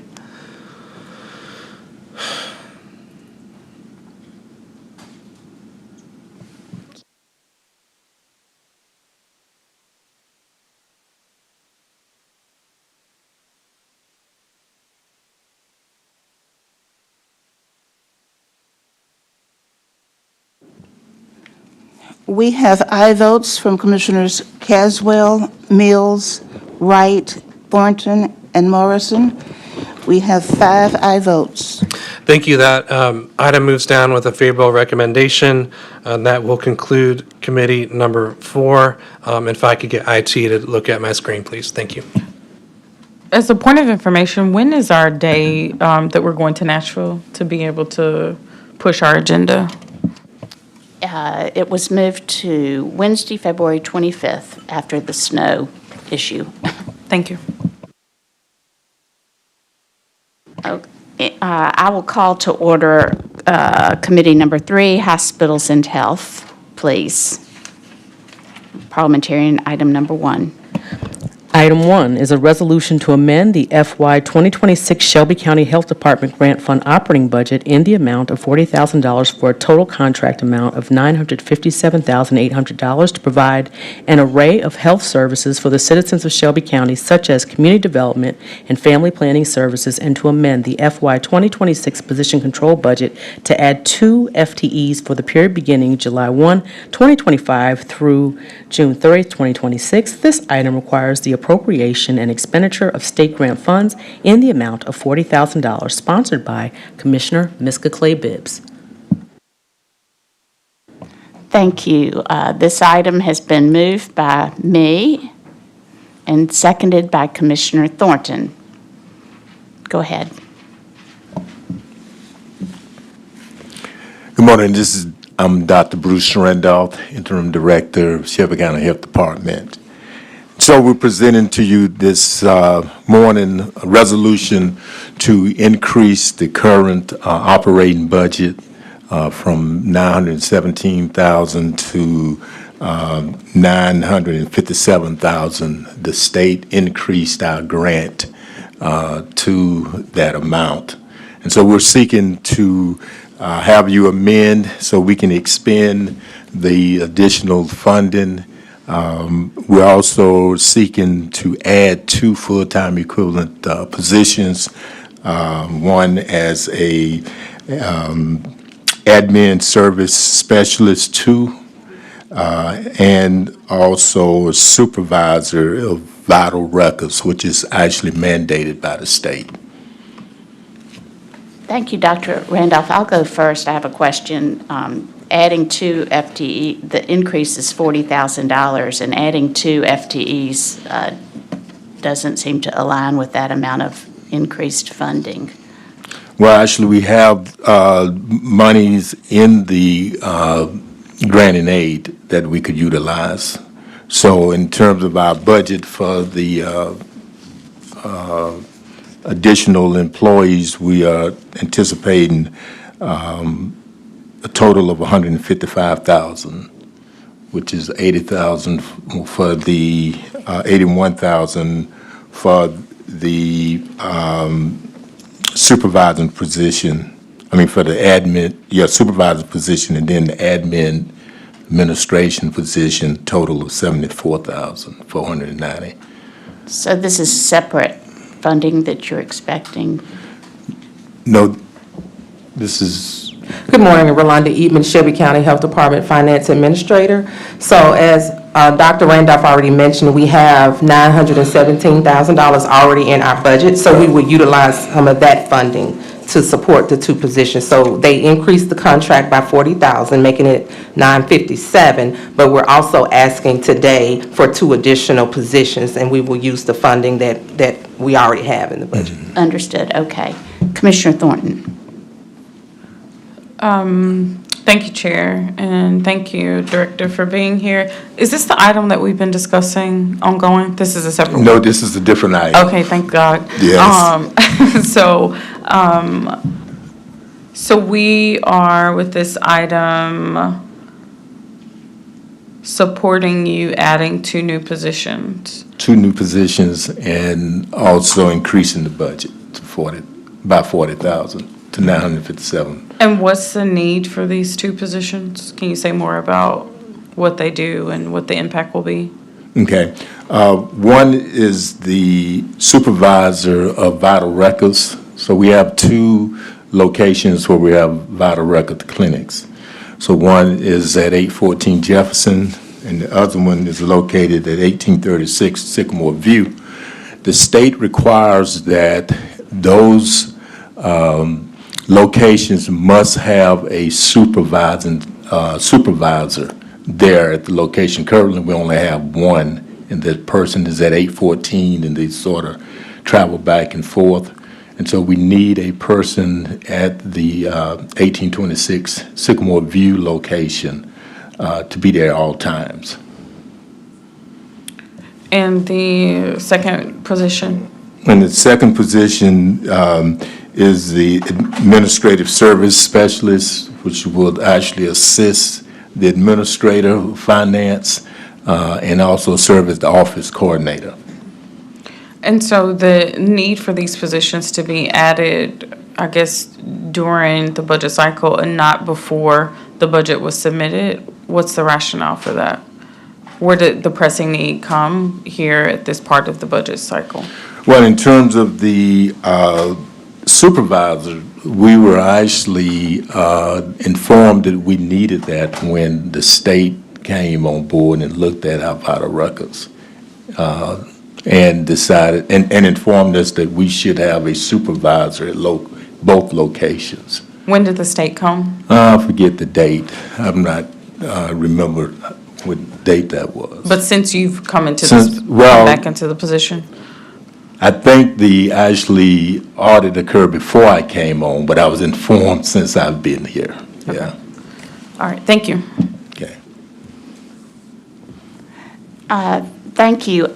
I'm comfortable with the one required by the state, the new position.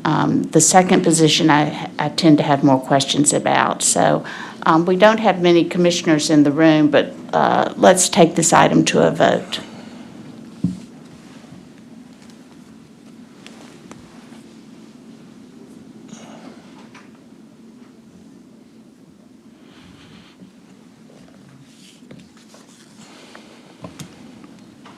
If you'd please report the tally.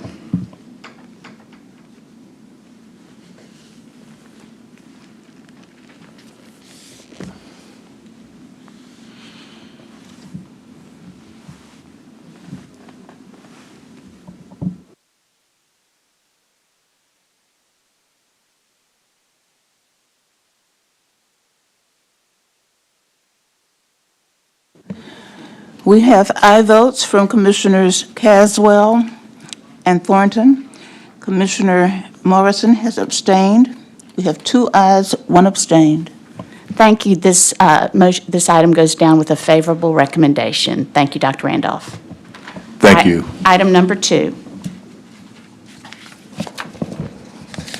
Item 2 is a resolution amending the FY 2026 grant funds budget for carryover funding for the Shelby County Health Department Maternal and Child Health National Institution of Health, NIH, NYU HIV grant program in the amount of $11,138 beginning July 1, 2025 through June 30, 2026, for a total contract amount of $101,338. This item requires the FY 2026 appropriation and expenditure of non-government entity grant funds in the amount of $11,138 for a total contract amount of $101,338, sponsored by Commissioner Miska Clay Bibbs.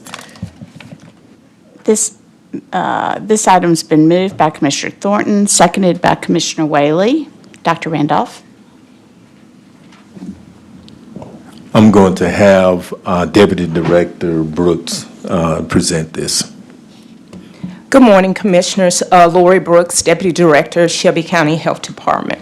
This is a resolution to carry over $11,138 of unexpended funds from fiscal year 25 to the current fiscal year, beginning July 1, 2025 through June 30th, 2026.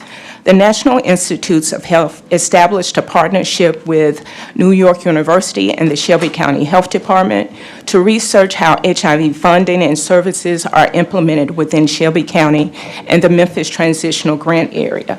The grantor has approved for the Health Department to carry forward $11,138 to increase the budget from $90,200 to $101,338, utilizing non-governmental entity grant funds. At this time, we would ask that the Commission approve this agenda item. Thank you so much. And seeing no commissioners in the queue, we'll take this item to a vote. Excuse me, now Commissioner Thornton popped in. Thank you, Chair. You talked about the research. Where are the findings? Is it done for us to be able to see what was found? So this is actually a 5-year research project. We're actually on the 2nd year. The first year was actually us bringing together community grassroots organizations to actually look at the services that are being provided. So now we're actually in the year that we're going to be gathering information. And the community partners that you work with here locally, is that publicly listed anywhere? We can actually provide a list, but it is actually all of the individuals and hospital entities in Shelby County that provide HIV services, as well as East Arkansas and North Mississippi. So is it exclusively hospitals, no nonprofits?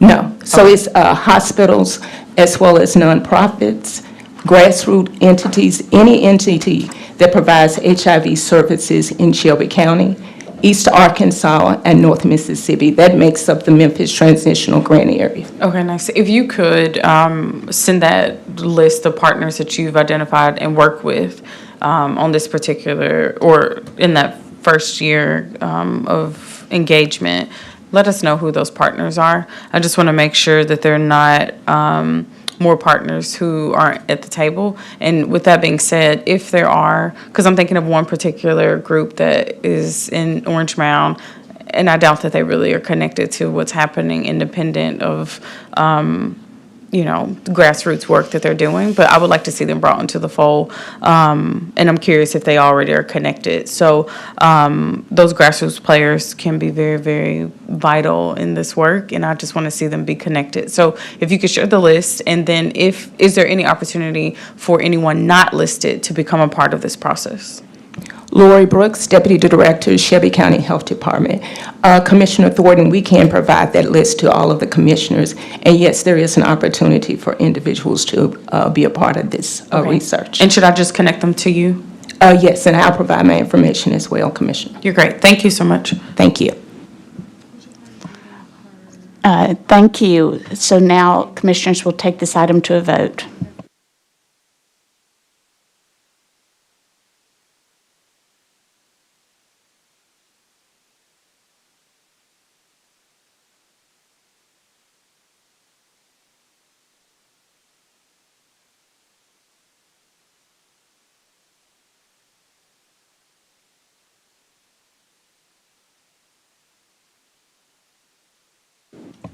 Thank you. Please report the vote.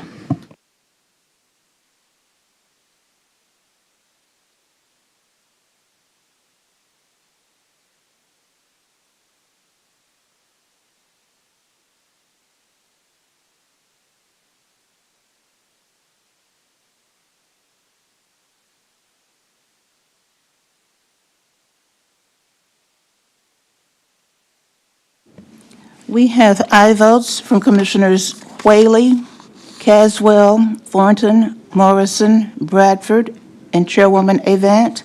We have 6 aye votes.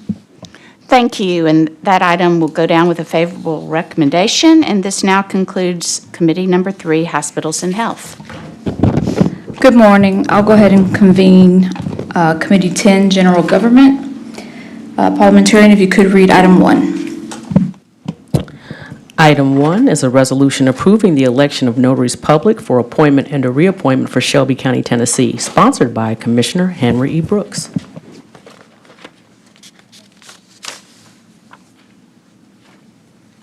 I have a motion by Commissioner Bradford. I have a second by Commissioner Thornton. Could we get a report from the Attorney's Office that there's no conflicts? Jordan Galtelli, County Attorney's Office. There are no conflicts to report. Okay, thank you. All right, can we prepare the screen for a vote?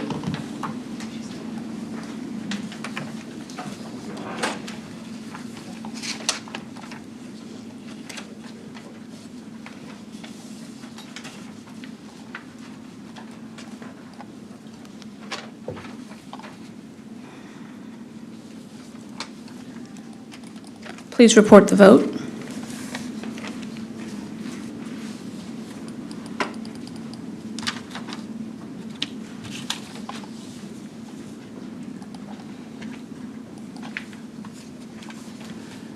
We have aye votes from Commissioners Whaley, Caswell, Thornton, Morrison, Bradford, and Chairwoman Avant. We have 6 aye votes. That item goes down with a favorable recommendation. We're going to now move to an add-on item, which will be, it says 2, but it should be item, is this item 2?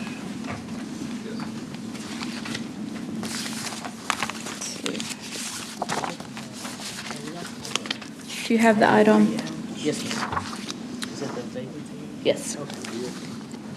Okay, parliamentarian, if you could read add-on item 2. Excuse me, I need a copy to put in the system. I'm sorry. Could we get a copy for minutes clerk? Oh, we need to give her some time to put it in the system. Okay. Ms. Evelyn,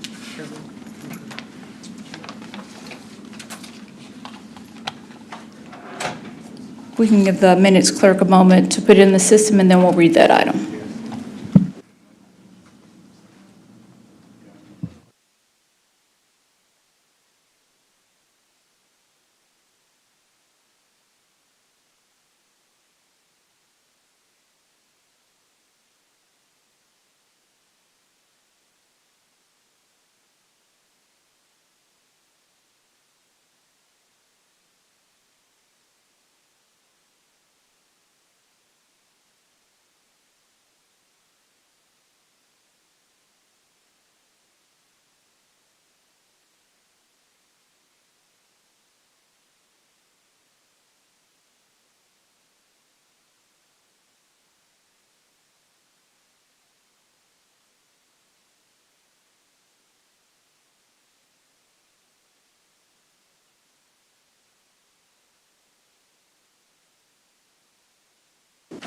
Parliamentarian, if you could read item 2. Item 2 is an add-on item, and I'd like to note that it is missing, it's missing the accompanying documents, a summary, and the routing sheet. So once it's read into the record, we will need to entertain a motion to suspend the rules. Item 2 is an add-on item. Item 2 is a resolution recognizing the resignation of Dr. Edmund Ford Jr., declaring a vacancy in the office of Shelby County Commissioner for Commission District 9, and setting the following dates to fill the vacancy pursuant to the Shelby County Charter. 1, Friday, February 20th, 2026 as the application deadline. 2, Wednesday, March 4th, 2026 as the date for interviewing candidates. And 3, Monday, March 9th, 2026 as the date for appointment, sponsored by Chairwoman Shantae K. Avant. Okay, I have a motion by Commissioner Bradford and a second by Commissioner Thornton. Do I have a motion to suspend the rules? So moved. Second. I have a motion by Commissioner Bradford to suspend the rules, a second by Commissioner Whaley. Can we do that without objection? All right, so moved. Is there anything else that needs to be read into the record? Parliamentarian? No, ma'am. Okay. Commissioner Thornton, you're recognized. Thank you, Chair. I just wanted to just acknowledge the contribution of Dr. Ford to this body and say that his presence will be missed, and I wish him and his family well. Okay. Commissioner Caswell? I'd just like to add the sentiments of my colleague to this sadly situation. Thank you. Okay, and as sponsor of the resolution, just wanted to state we have outlined a process for appointing someone to District 9, which are exhibits that have been added to, hopefully those have been added to the system. And just for the listening public, just wanted to outline those dates, which would be the application process the application deadline will open on next Monday, and the application deadline is February 20th. And the interview process will take place on Wednesday, March 4th at our regular committee meeting. And then the vote to appoint said candidate will take place at our commission meeting on March 9th. So that there is just for the listening public. Commissioner Thornton, you're recognized. Thank you, Chair. This is to legal. If we wanted to prohibit candidates that are currently being considered for the District 9 seat, does that language needs to go into this particular resolution, or is that even possible? Can we get some advice on that? County Attorney. Marlene Iverson, County Attorney. Would you say your question one more time? Yeah, just, I'm personally interested in not seeing any candidates that are approved to run for District 9 be a part of the appointment process. And so to put that language into just the application process, is it possible on the front end, or where would be most appropriate to see that presented to the body as a consideration? County Attorney Marlene Iverson, I don't think that that can legally be prohibited because everyone has a right to run. Okay. In this election and the one that will be held in August. Okay, that's good to know. Thank you. Vice Chair Bradford, you're recognized. I think, to your point, I think these dates will already have petitions turned in for the folks that are running for those positions, so we should know who's running and who's not when we start getting the applicants. You're recognized. Thank you, just because I'm on your time, Commissioner Bradford. But to legal's point, we're not able to actually put that in wording that is the practice. We would just have that understanding based on our timeline. Well, I think it's the prerogative, if you don't mind, Vice Chair, I think it's the prerogative of each commissioner that if there's someone who's filed to run for the office, that may not be someone you consider. However, that's not language we can put in the actual resolution. Anyone has the option to both seek the appointment and run for the office. But I think that's an individual decision that each commissioner can make based on those that are actually applying or have filled out a petition by the February 19th date. And thank you, Commissioner Bradford. I know that is a question that has been buzzing in circles outside of the commission, so hopefully the public can understand how the process will move forward. Thank you. And I think Commissioner Thornton, for any of the folks who are seeking the appointment, that may be something that you also articulate, and I think you have done so in this, format, that your preference is someone who is not actually seeking to run for the seat. But again, that is the individual prerogative of each commissioner as they make their decisions, and questions that they could ask also in the interview process. Attorney Iverson, is there anything else? Marlene Iverson, County Attorney. No, Chairwoman. Commissioner Caswell, you're recognized. Thank you, Madam Chair. I'd just like to say, too, that's my sentiments, too, that I really require for me. I wanted to put it on record, somebody who was not pursuing that seat, maybe getting it to not give an advantage. I understand we can't put it in writing, but that's where I stand, too. Thank you. And definitely wanted to make sure that we read these dates out to the listening public. As we know, there has been a lot of questions and chatter wanting to understand more about what this process looks like. So we have received a resignation letter from Edmund Ford Jr. That has been passed out to all of the commissioners. It has also been emailed to you for you to see. And so if there are no other questions about this matter, again, the application process, the deadline is February 20th. The interview process will take place at the March 4th committee meeting, and then the appointment will happen at our commission meeting on March 9th.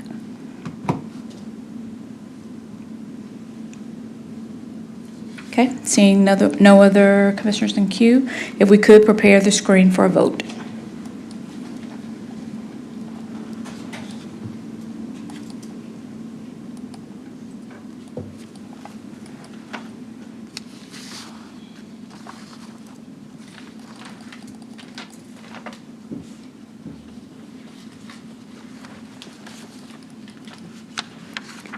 If you could share the vote, tally the vote.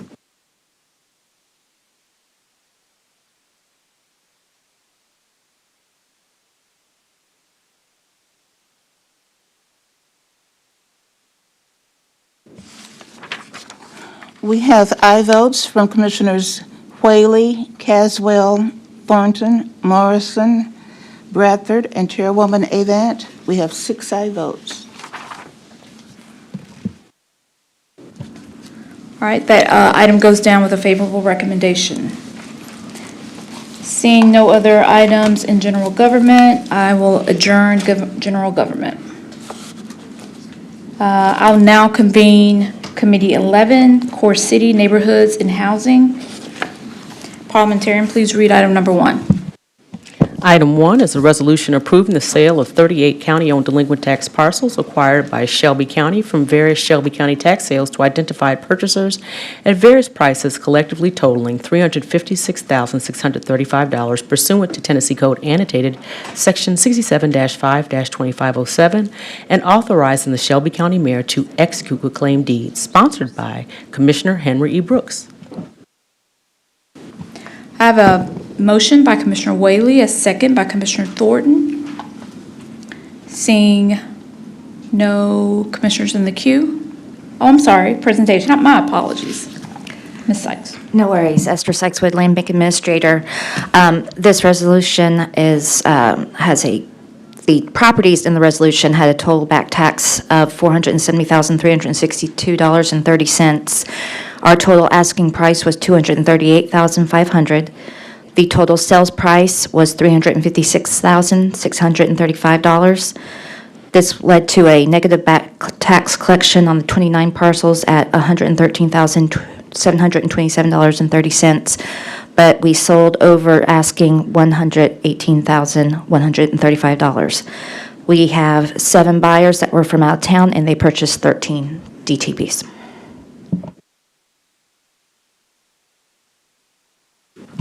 Commissioner Thornton, you're recognized. Thank you, Chair. I know in our last committee, there was a lot of discussion about the holes.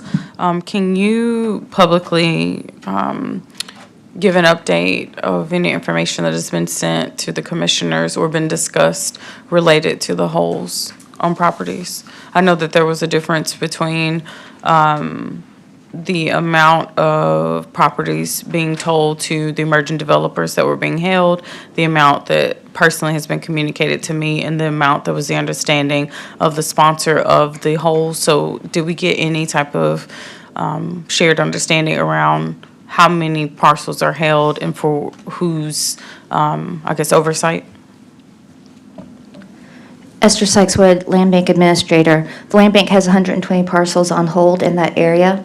They are designated for the purpose of the NACO expansion, and currently they're being held for the homestead program in anticipation of its launch soon. Whether we have not had discussions about any sort of plans or what parcels exactly any developers would want to use with anyone, because we are not into that portion of the process yet. Okay, and just for clarity, so who here locally is leading the homestead program that's holding the 120 parcels? Mr. Sykes-Wood, Land Bank Administrator, these parcels are not in the homestead program yet. The homestead program has not accepted them. We will have to publish public notice before anything is transferred into the homestead program. But the whole has been initiated because of conversations with the leaders of the homestead program. Who are those leaders? So if because publicly accessible properties are now being put on hold, if a constituent wanted to address and ask questions to whoever is actually directing this process, beyond you as the administrator exercising your discretion to put them on hold, who are you in talks to for the homestead program? Esther Sykes-Wood, Land Bank Administrator. The homestead program is under the Division of Planning and Development. The director is Brett Ragsdale. All right, Mr. Ragsdale, thank you for that. And the question, previously Commissioner Sugarman talked about the work that is happening or has led us to this point with NACO, and she said that there was intent around 83 parcels. What's the gap? Is from the 120 to the 83? Who is directing that, with it being said already that the commissioner that has spearheaded this project is only focused on 83 parcels? So the remaining parcels, who's requiring the whole for those parcels?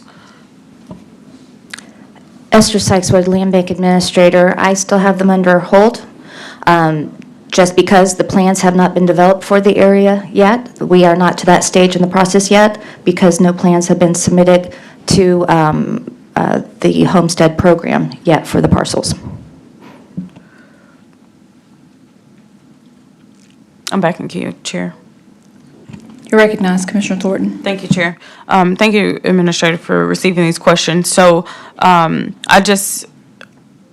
cannot express enough to the public of my concerns around the land holding. So Commissioner Sugarman has worked with the national organization to be able to activate and apply the homestead ordinance here locally. She has explicitly said that 83 parcels are the focus, and yet we have a land holding of 120 parcels.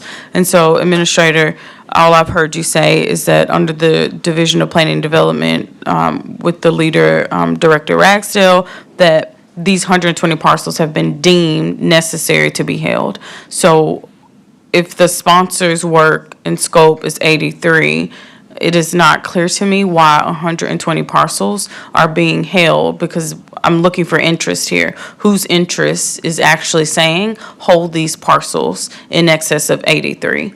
Because every single parcel that's held is not able to be bid on by the public. And I see your reaction, but we know that to be true.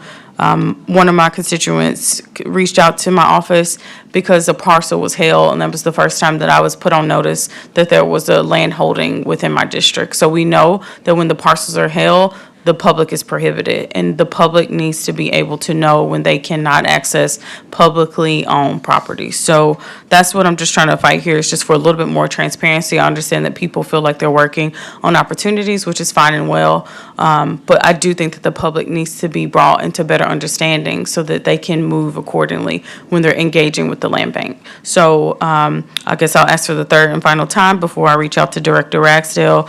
From 83 to 120 parcels, who is overseeing the planning around those parcels, if not the initial sponsor on our body, Commissioner Sugarman? Esther Sykeswood, Land Bank Administrator. I identified 120 parcels when we went through the NACO process. They were put on hold for the future, any sort of future development that might be held there. I have not seen development plans, nor should I have seen development plans for this area yet, because we are not to that stage yet. Now, whether they want 83 parcels or 100 or 120, obviously that would be up to the plans of that district. However, to your point of cherry picking, I can only assume that if they're wanting less, then perhaps they have tried to cut out the slivers and whatnot. That would require some discussion after an application has been submitted to the homestead program. And for clarity, if the public wants to bid on any of these 120 parcels that may or may not be used for the homestead program, are they able to bid on those parcels? Currently, no, they are on hold. Okay. To the public, I mean, if you're into purchasing land bank properties, this might be an issue for you. And these parcels, where can the constituents go to see where these parcels are that are being held? Is that online? Esther Sykeswood, Land Bank Administrator. Yes, these are online. You can go to landbank.shelbycountytn.gov, click on properties, and that will take you to a map of all of our properties. The properties are being held for this purpose are, I believe, highlighted in blue. So, and you'll see a consolidated portion of the blue dots together. Okay. Thank you for that. You're welcome. All right, seeing no other commissioners, please prepare the screen for a vote.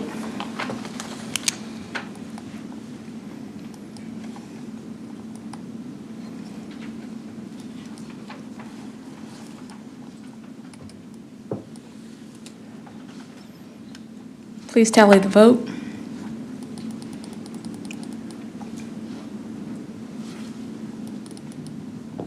Sorry, can you mark me as an aye? My screen's not working. Yes, Commissioner Whaley is an aye. If IT's listening, someone could have come down and check Commissioner Whaley's.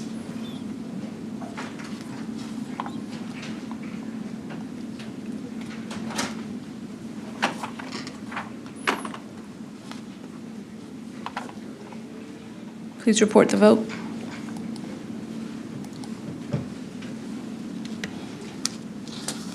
We have aye votes from Commissioners Whaley, Caswell, Thornton, Bradford, and Chairwoman Avant. We have 5 aye votes. That item goes down with a favorable recommendation. Parliamentarian, please read item number 2. Item 2 is a resolution of the Shelby County Board of Commissioners to appropriate funds in a total amount of $15,000 to the City of Memphis Parks and Neighborhoods Department for grass cutting and debris removal from certain cemeteries located in the City of Memphis for fiscal year FY 2026. This item requires an allocation and appropriation of FY 2026 Commission contingency funds in an amount not to exceed $15,000, sponsored by Commissioner Michael Whaley and Commissioner Henry E. Brooks. And my screen is frozen. Can I get a motion? So moved by Bradford. I have a motion by Commissioner Bradford and Second by Thornton. and a second by Commissioner Thornton. Is there anyone in the queue? Okay, seeing no commissioners in the queue or Commissioner Whaley, is this something you would like to speak on as a sponsor?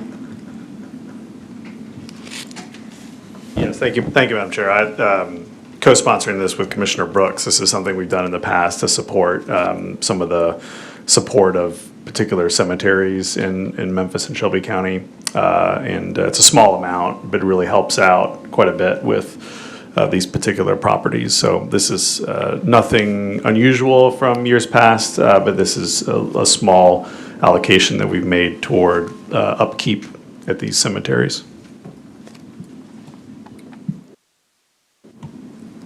Is there anyone else in the queue?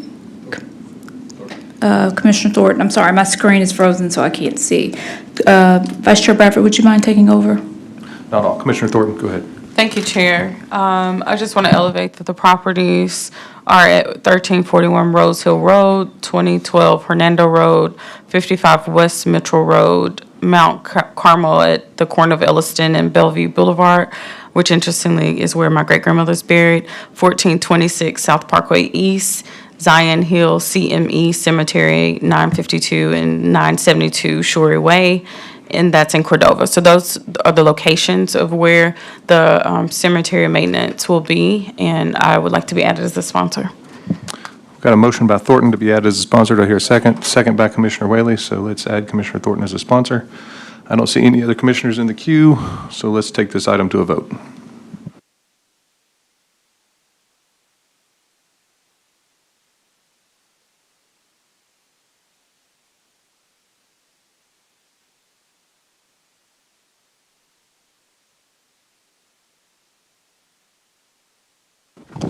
Also an aye for me as well on this one. Vice Chair Bradford, an aye for me as well. Aye for me as well. My screen isn't working. It looks like we may have to do a roll call vote. If there's nothing against the rules, then I will read the rules. All right. I'm going to go down the list here, and as I call your name, if you'll give me an aye or nay. Commissioner Caswell? Aye. Commissioner Caswell's an aye. Commissioner Whaley? Aye. Commissioner Whaley is an aye. Commissioner Thornton? Aye. Commissioner Thornton is an aye. Chair Avant? Aye. Aye, and David Bradford is an aye as well.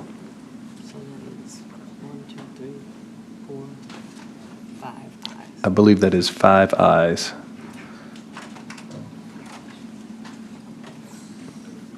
All right, this item will go down with a favorable recommendation. This concludes committee number 11. Commissioner Thornton, do you want to take up committee number 16?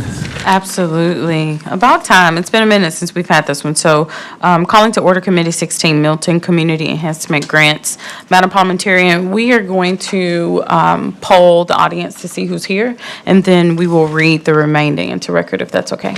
Awesome. So I'm just going to go through and name each of the organizations. If you have a representative here, if you could just raise your hand, then we'll take note and allow you to come before the body, and then we'll see everyone else on Monday. All right, so the United Way of the Mid-South. Anyone here? All right. Point of privilege, madam. It's two items I think I got on there. I want to add something on to that. Okay, which ones are those, It is Commissioner? item number, I'll give you a little bit more time as I'm going through. yes, ma'am. Item number 12 and 11.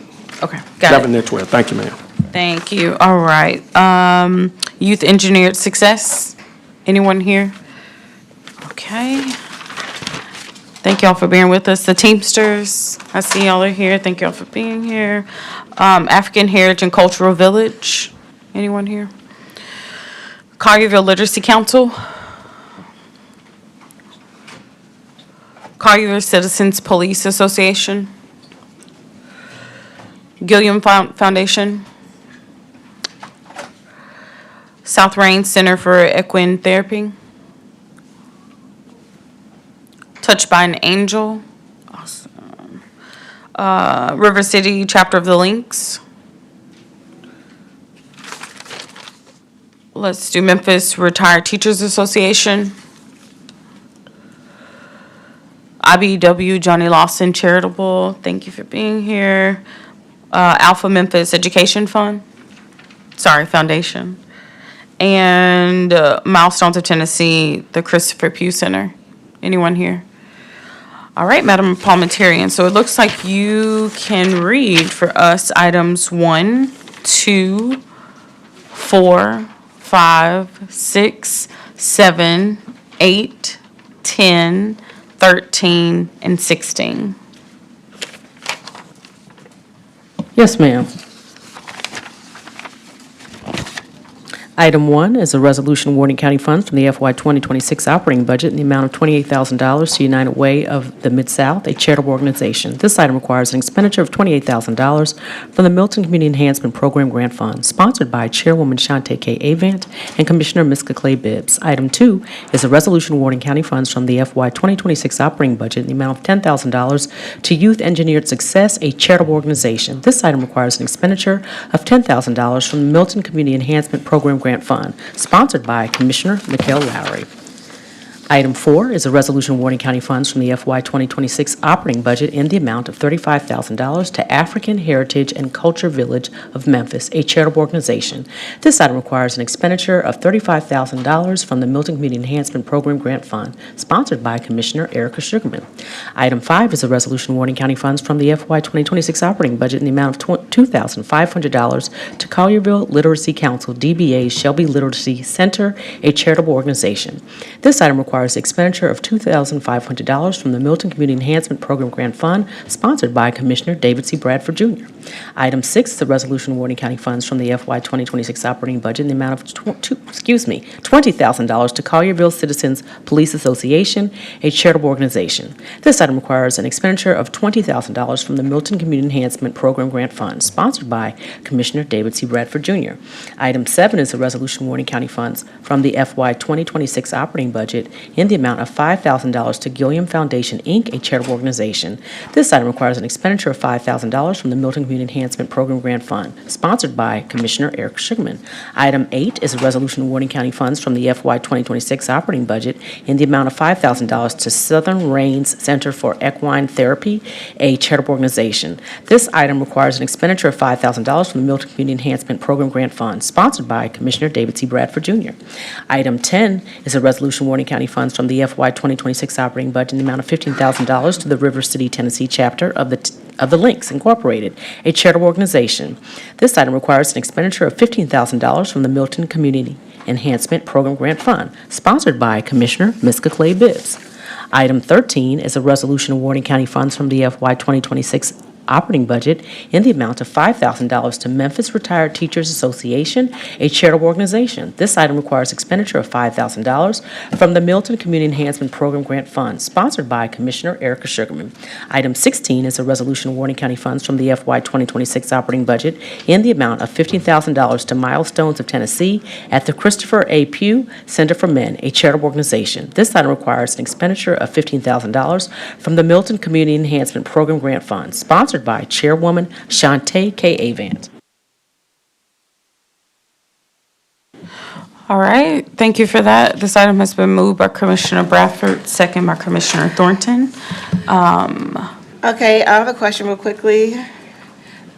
Point of information. Commissioner Sugarman, you recognize? Thank you. And so we're reading in Committee 16, correct? Yes. And so I'd like to pull one of them out because there's someone who would like to speak to it, and that is number 7. All right, so Madam Parliamentarian. since you read that one in, what's the process? So we would just say those items read into the record with the exception of item 7. All right, so we are going to move forward with those items read into the record with the exception of item number 7, per the recommendation of Commissioner Sugarman. And so we are going to start with hearing from our very first organization, which is going to be the Teamsters. Commissioner Thornton, real quick. I think Mills may have one more to pull. We've got to vote on those before we go into the rest, don't we? Got it, thank you. I'm a little rusty. It's been a minute since I've done this. Understood. Commissioner Mills, you recognize? Thank you. Can I pull number 15? Absolutely. So we will, 15 was already out, so you're good to go. Sorry, I walked in late. No, Sorry. no, you're good to go on that. So, Madam Parliamentarian, all the items you read, in the exception of item number 7, can we do that without objection? We would need to take up, so you all would need to prepare your screens for voting. Okay, so let us prepare our screens for voting, and each of the organizations that we call, we will hear from you in a second.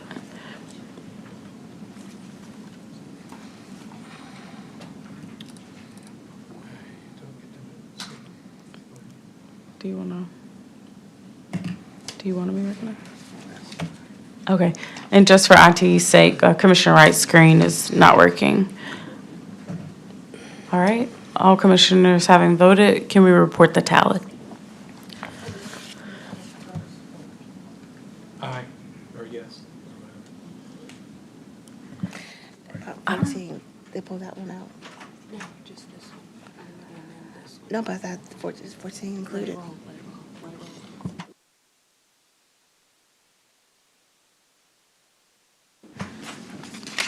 We have aye votes from Commissioners Sugarman, Mills, Wright, Thornton, and Bradford. We have 5 aye votes. Thank you. The item goes down with favorable recommendation. It's now coming back to me how to do this job. So, Madam Parliamentarian, can you please read item number 3? Yes, ma'am. Item 3 is a resolution awarding county funds from the FY 2026 operating budget in the amount of $10,000 to Teamsters National Black Caucus, Memphis Delta Chapter, a charitable organization. This item requires an expenditure of $10,000 from the Milton Community Enhancement Program Grant Fund, sponsored by Commissioner Erica Sugarman. All right, this item has been moved by Commissioner Thornton and second by Commissioner Sugarman. Thank you for being here. If you could say your name and title for the record, and we'll give you, I believe, we're giving everyone 2 minutes? 2 minutes. If you need more, just let us know. Thank you. My name is Charles Newman. Mr. Newman, would you mind pressing the button so we can hear you? Can you hear me? All right. Good morning, Commissioners. My name is Charles Newman. I'm the Secretary-Treasurer of the Teamsters National Black Caucus, Memphis Delta Chapter. Beside me here is President of Local 667, Teamsters Local 667 here in Memphis. His name is James Jones, and he's also the Vice President of the Teamsters National Black Caucus. Everyone should have a handout, if I'm not mistaken. And I'm going to start off with reading our mission statement. The Memphis Delta Chapter of the Teamsters National Black Caucus is dedicated to advancing youth development, educational opportunities, and community empowerment through scholarships, mentorships, and historical awareness programs, along with equipping minority individuals with the education on how to run a local union. And if you flip to the next page, you see we were founded in 1995. So we've been around a little over 30 years. We're a 501c3. And on the next page, you'll see some of the problems that we run into. We limited on scholarship resources for minority and working class youth in Memphis. Lack of funding for pre-apprenticeship and workforce readiness programs. Few structured opportunities to connect youth to African American history, culture, and leadership development. So on the next page, you'll see solutions. And some of these things we actually do now, and that's we provide scholarship, $1,000 scholarship and awards for graduating youth, second-year scholarship students, and also summer school graduates. We provide scholarship for summer school graduates. We have pre-apprenticeship assistance covering training for MSCC, tools and early training expenses. MSCC stands for Mid-South Construction Careers. We have educational tours we do, civil rights, African American history tours, museum landmarks, history. Annual scholarship dinners, participants in community events, bring together over 300 members plus community leaders and family. On the next page, you see our yearly events provided. Annual scholarship award dinners, like I said, over 300 plus attend. Civil rights educational tours, and that usually happens on Labor Day. Members of the NWC Youth Council and other community organizations attend. We have a pre-apprenticeship award distribution year-round, and this is new. Youth engagement and mentorship programs, community partnership with union schools, civic organizations. And on the next page, you'll see community impact. We volunteer over 1,200 hours annually. Citizen Touch is over 300 once again. And last year, we raised about $35,000. This year, our goal is to expand the scholarship from first and second year to third and fourth year. Also, the pre-apprenticeship awards, grow annual fundraising to $50,000, and serve 400 plus youth and families instead of 300. Our total budget funding requested is $50,000. Below, you'll see a little breakdown, and I will leave that for your perusal. And on the last page, you see the community impact. It creates educational opportunity pipelines for underserved youth, builds pride and awareness of African American history and culture, strengthens workforce readiness and career development, enhances Memphis civic life through unions and community partnership.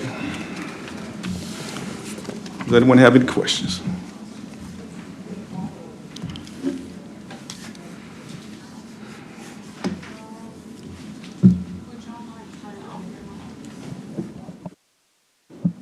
Thank you, Mr. Newman. So we do have a couple of commissioners in the queue. Commissioner Sugarman, you're recognized.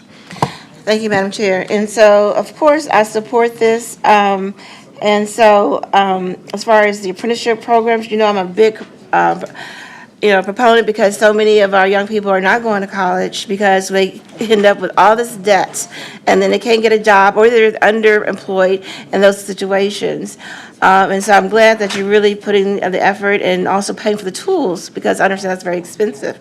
And so I want to challenge all my colleagues to match the $10,000 and make a motion to move for to add $10,000.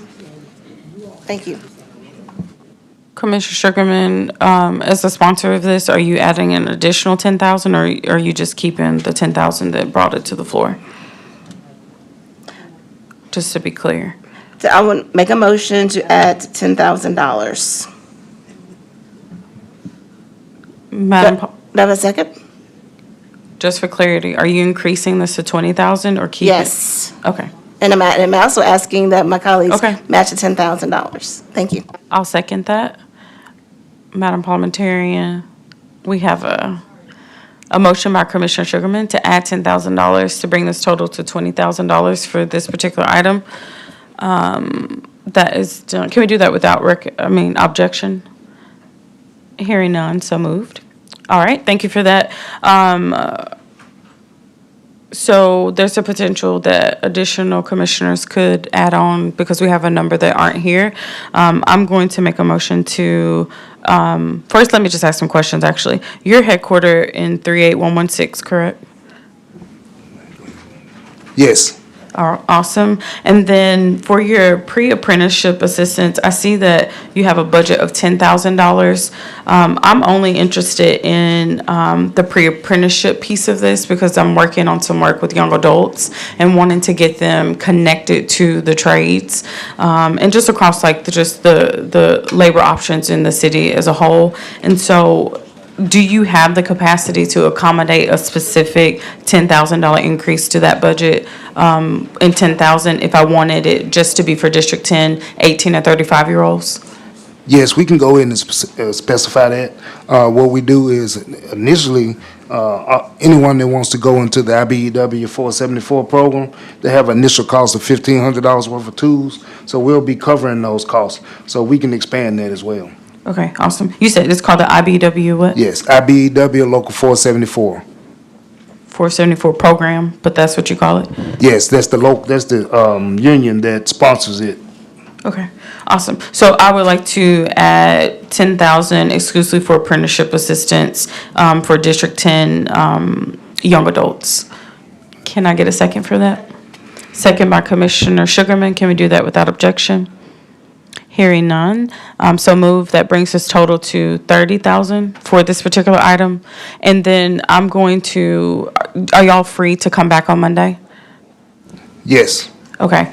It'll probably be better for you time-wise for us to let this go down with favorable recommendation. And then if there's a commissioner you can get to that will pull it off the item, then it'll be on the consent and you can hear it at the beginning. If we send it in without recommendation, then you'll have to wait until the end of the meeting. So my advice to you is any commissioner that you think you can get additional support from, reach out to them, let them know that multiple commissioners and a challenge has been offered by Commissioner Sugarman if they would be willing to match it, and they can pull it from the floor on Monday. All right. So with that being said, Madam Clerk, can you prepare the screens for voting?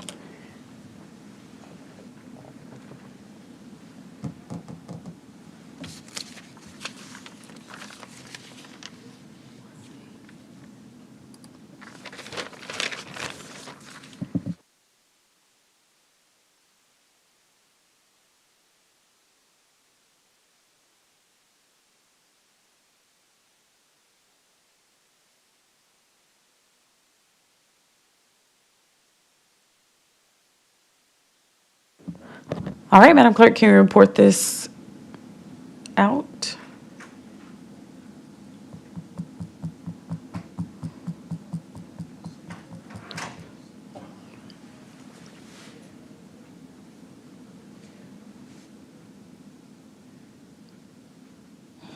We have aye votes from Commissioners Caswell, Sugarman, Mills, and Thornton.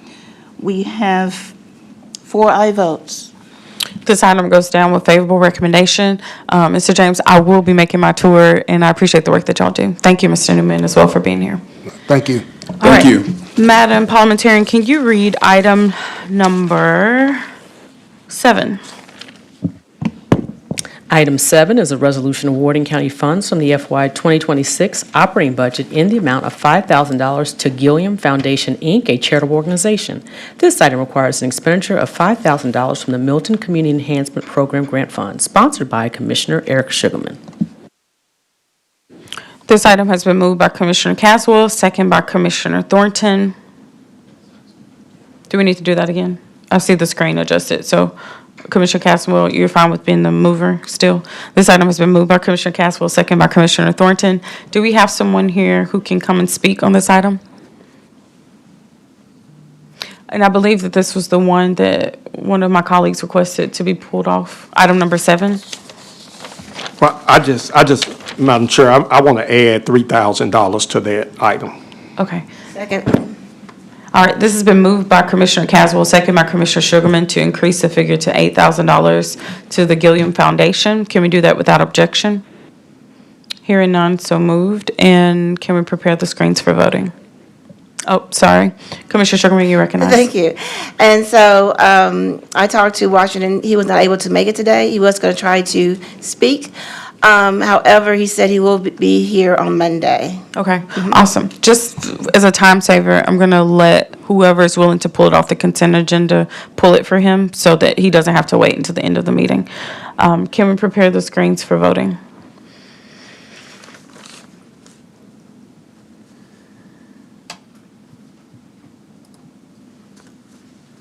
Okay, point of information, did you read the total into the record? Because I didn't hear it. Yes, ma'am. The total is up to 8,000 with the addition of Commissioner Caswell's 3,000. Madam Clerk, all commissioners having voted, can you report the tally?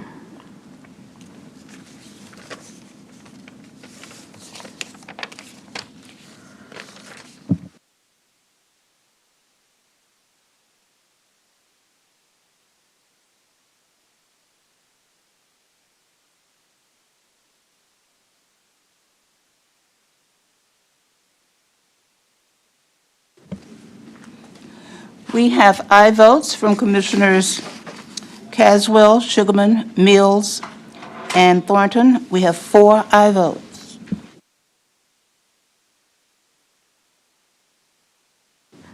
All right, thank you so much. That item goes down with favorable recommendation. Madam Parliamentarian, can you read item number 9? Item 9 is a resolution awarding county funds from the FY 2026 operating budget in the amount of $5,000 to Be Touched by an Angel, a charitable organization. This item requires an expenditure of $5,000 from the Milton Community Enhancement Program Grant Fund, sponsored by Commissioner Eric Sugarman. Thank you. This item has been moved by Commissioner Caswell, second by Commissioner Thornton. If you don't mind, state your name for the record, and you'll have 2 minutes. Thank you. Alex Nichols, Assistant Director, Touched by Angel. Good evening, good afternoon, Commissioners. We thank you for having To Be Touched by an Angel here this evening. Thank you for your past, present, and helping us in this goings and comings of our organization out there as we helping you help your communities and doing the things that are necessary to provide goods, food, and other so on things to keep your community rolling and keep them going and keep the needs of the community intact. We just wish for more help in this goings and comings due to day-to-day operations that we have. We don't just serve just on occasion, we serve every day. We move it how our expenditures roll and what we can afford to go out and do. So at this time, we just thank you for your past help, but we now wish that, we can get more help to keep us going forward and keep us going in a smooth, steady run as we prefer, once again, to help your communities. Thank you so much, Mr. Nichols. And pardon me, I was saying touched by an angel, to be touched by an angel. Yes, ma'am. Yes, ma'am. Commissioner Caswell, you're recognized. Yes, I would like to add 2,500 to this request. Thank you. That brings this total to 7,500 for To Be Touched by an Angel. Can we do that without objection?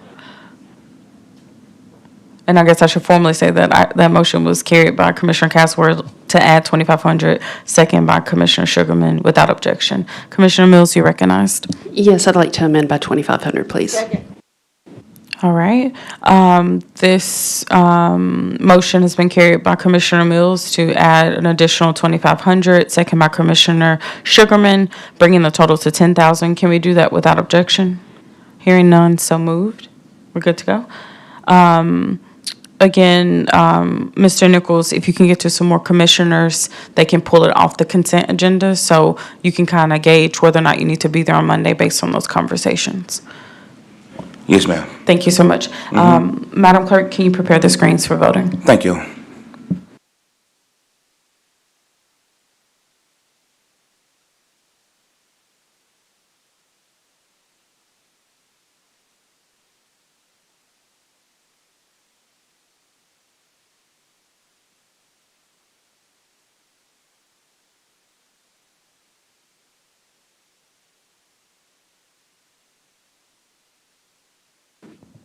All right, seeing all commissioners having voted, Madam Clerk, can you report the tally?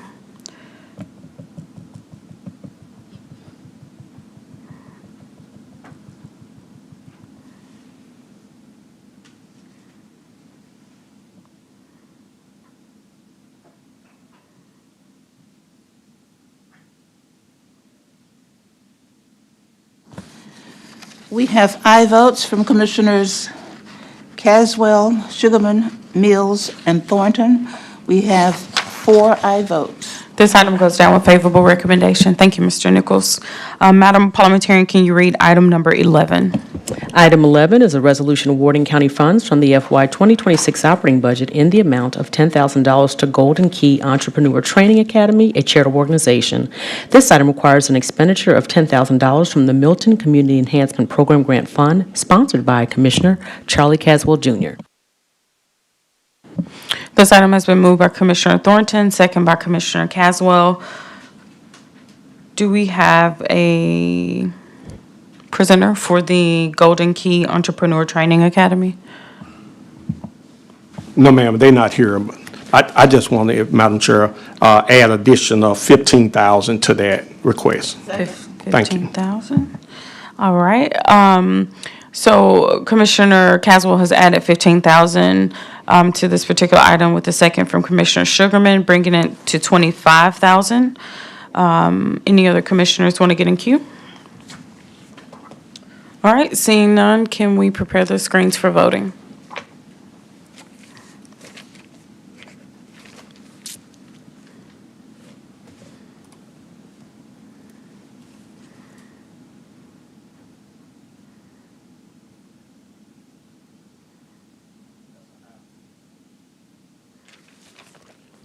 Please count Commissioner Caswell as an aye.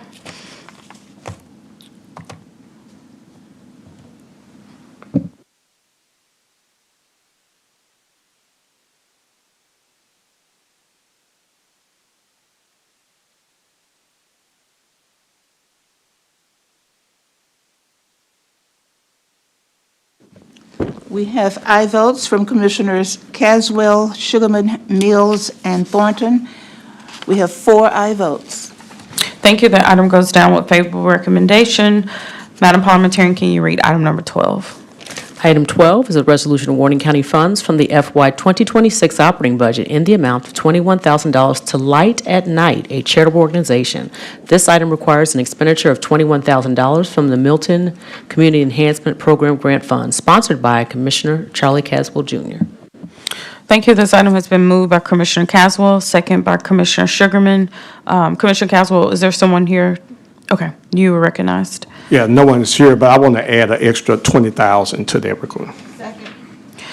Commissioner Caswell is amending this by 20,000, second by Commissioner Sugarman, bringing the total to $41,000 to Light at Night. Any other commissioners want to get in queue? All right, hearing none. Madam Clerk, can you prepare the screens for voting?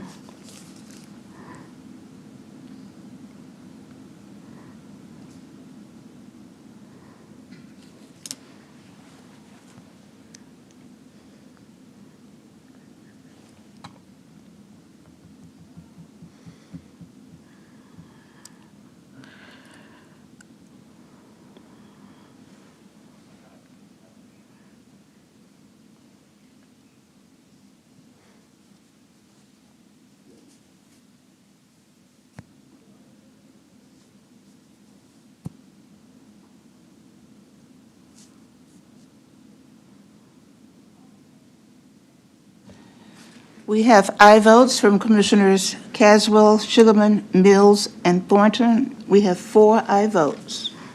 Thank you. Just to the parliamentarian, I've always wondered, do you have to, tell the clerk? It always seems a little redundant because she's going to do it.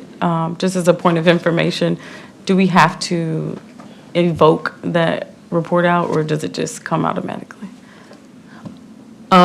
General guidance with parliamentary rules of procedure is pretty much keeping a meeting on track and announcing what's taking place, so it is proper. Okay, awesome. I always wondered. Thank you. So that goes down with favorable recommendation. Madam Parliamentarian, can you read item number 14? Item 14 is a resolution awarding county funds from the FY 2026 operating budget in the amount of $10,000 to IBEW Johnny Dawson Charitable Foundation, a charitable organization. This item requires an expenditure of $10,000 from the Milton Community Enhancement Program Grant Fund, sponsored by Commissioner Dr. Edmund Ford, Jr. All right, welcome, welcome, welcome. This item has been moved by Commissioner Thornton, second by Commissioner Sugarman. If you don't mind, just saying your name and zip code for the record, and you are recognized. Good morning, Commissioners. My name is Corey Hester. I'm the business manager for IBW Local 1288, the union that's own and operates this 501c3 organization. To my right, I have Trelonda Sims, and to my left, I have Ms. Carla Randall. The Johnny Dawson Charitable Foundation has been around since 2009. Our operation budget is about $100,000. We really focus on the very old and the very young. We've, over the years, have repaired our senior citizens' water line and fixed their gas lines. We focus on trying to feed the senior citizens every holiday that MNGNW reserves. The union, we are the union that represents the Memphis Light, Gas, and Water employees, so we really focus on trying to make sure our senior citizens are taken care of.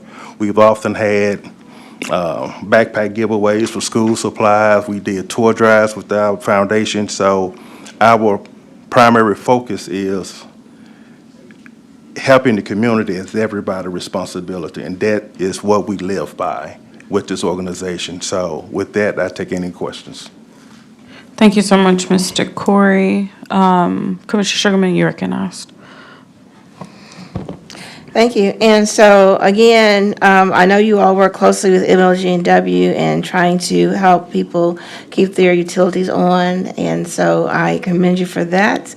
And so I also want to make a motion to add $5,000.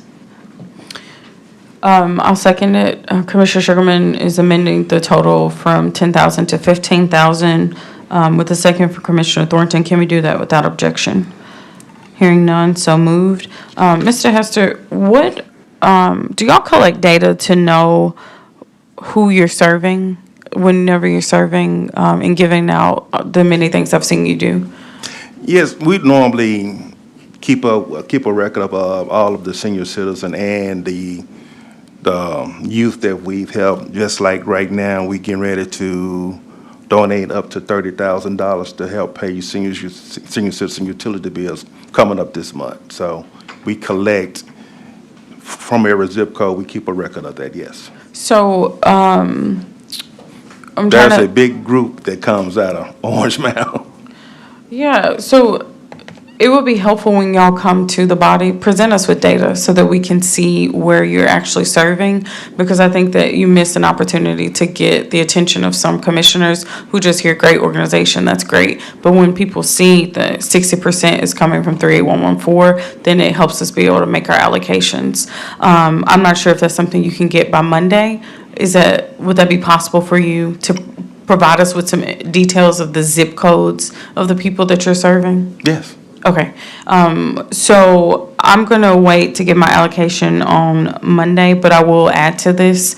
What's the zip code that you're in? 38118. 38118. Okay, awesome. And yeah, I'll add to this on Monday, and I advise you, because I'll pull this off of the consent agenda, to talk to other commissioners. Okay. You know, if you know that as you get that data and you can communicate it to other people, you know, Commissioner Lowry, the 40% of our senior citizens are coming from your zip codes. Like, that's the type of stuff that we like to hear to be able to invest in the work. So make your calls. We'll pull it off the consent agenda, so you'll be at the very beginning. You won't have to be there for the entire time. If you can send someone down just to speak, and then we'll be sure to increase this figure from this 15,000 that we're at right now. Thank you so much. Thank y'all for your time. So, Madam Clerk, can we prepare the screens for voting?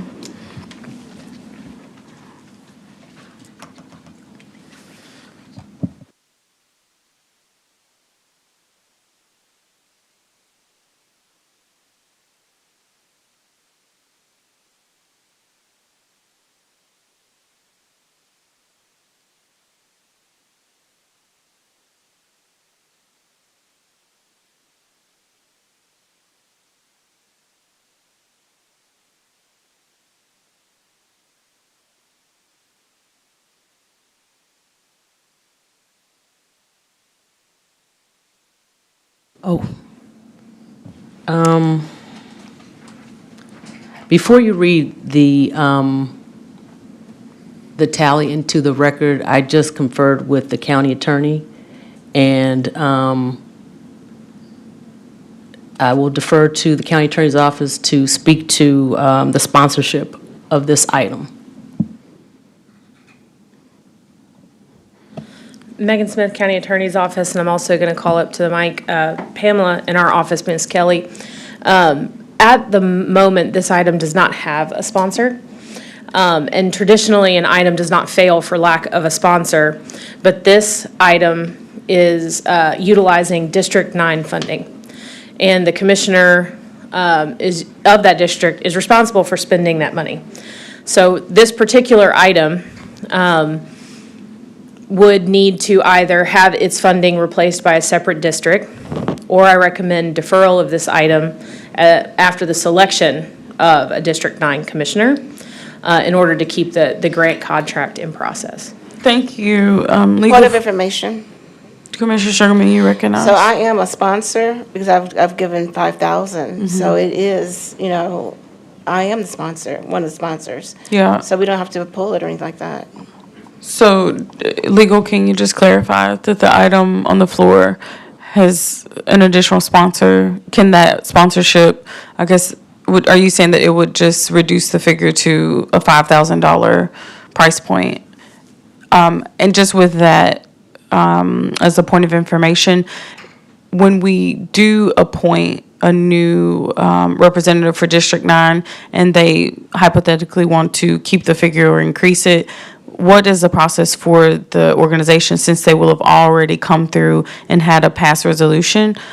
Can you just direct them on what they need to do to be able to chase down the 10,000 that's earmarked on behalf of District 9? Pamela Williams Kelly, Shelby County Attorney's Office. In reference to your first question regarding monies on the floor currently for this particular item, the item does not have a sponsor simply because there is no one representing District 9. Therefore, even though the rules allow addition of sponsors, that is presumed that the actual item is correctly on the floor, and it is not. Therefore, the recommendation is that it's deferred until District 9 has its own representative. If another commissioner would like to allot its own funds from its particular district to sponsor something in another district, they of course have the right to do so. In regards to the grantees that are hopefully waiting for this approval, then that is something that the newly elected representative for District 9 can address when that person takes office. It is also in your permanent rules of order that, for example, that addresses an election, and it states that 50% of the funds from a district should be held, not spent, if there's an upcoming election, again, allowing the newly elected person to have an opportunity to allot that money. So this is similar to that, not exact, but again, we're looking at the permanent rules of order, which states that there is no sponsor. So since these are fiscal 26 year funds, they would have access to the 200,000 that Commissioner Ford is leaving behind. I would really just, before I ask an additional question, just ask, what do you guys want to do? So you have options on the floor. If we defer it until we get a leader in place, then that would just be. Point of information. Can I just finish that question? Because I am curious what they said. The timeline you heard earlier was, I think, when are we doing the appointment process? It's March. We'll actually appoint someone by March. What was that? What's happening? Can we get the date of the appointment for the March 9th? So after March 9th, you would have an elected that could bring this back to the floor for you and get your 10,000 that is up for consideration. Right now, there is no sponsor, so we're either going to have to defer it, or could the suggestion be to bring this back as an add-on? Are we legal to be able to bring this back? Point of information. Recognize Commissioner Sugarman. Thank you. This is our permanent rules. I can suspend the rules so that I can be the sponsor, so I can go ahead and, because we're having so many issues with attorneys, you know, things of that nature. It could be March, it could be June, it could be July. So I do have $5,000 on the floor, so I can make a motion to suspend the rules, so I am now the sponsor of this resolution. Can I do that? My point of view as the parliamentarian is that any permanent rule of order, per your rules, can be suspended. Okay. Now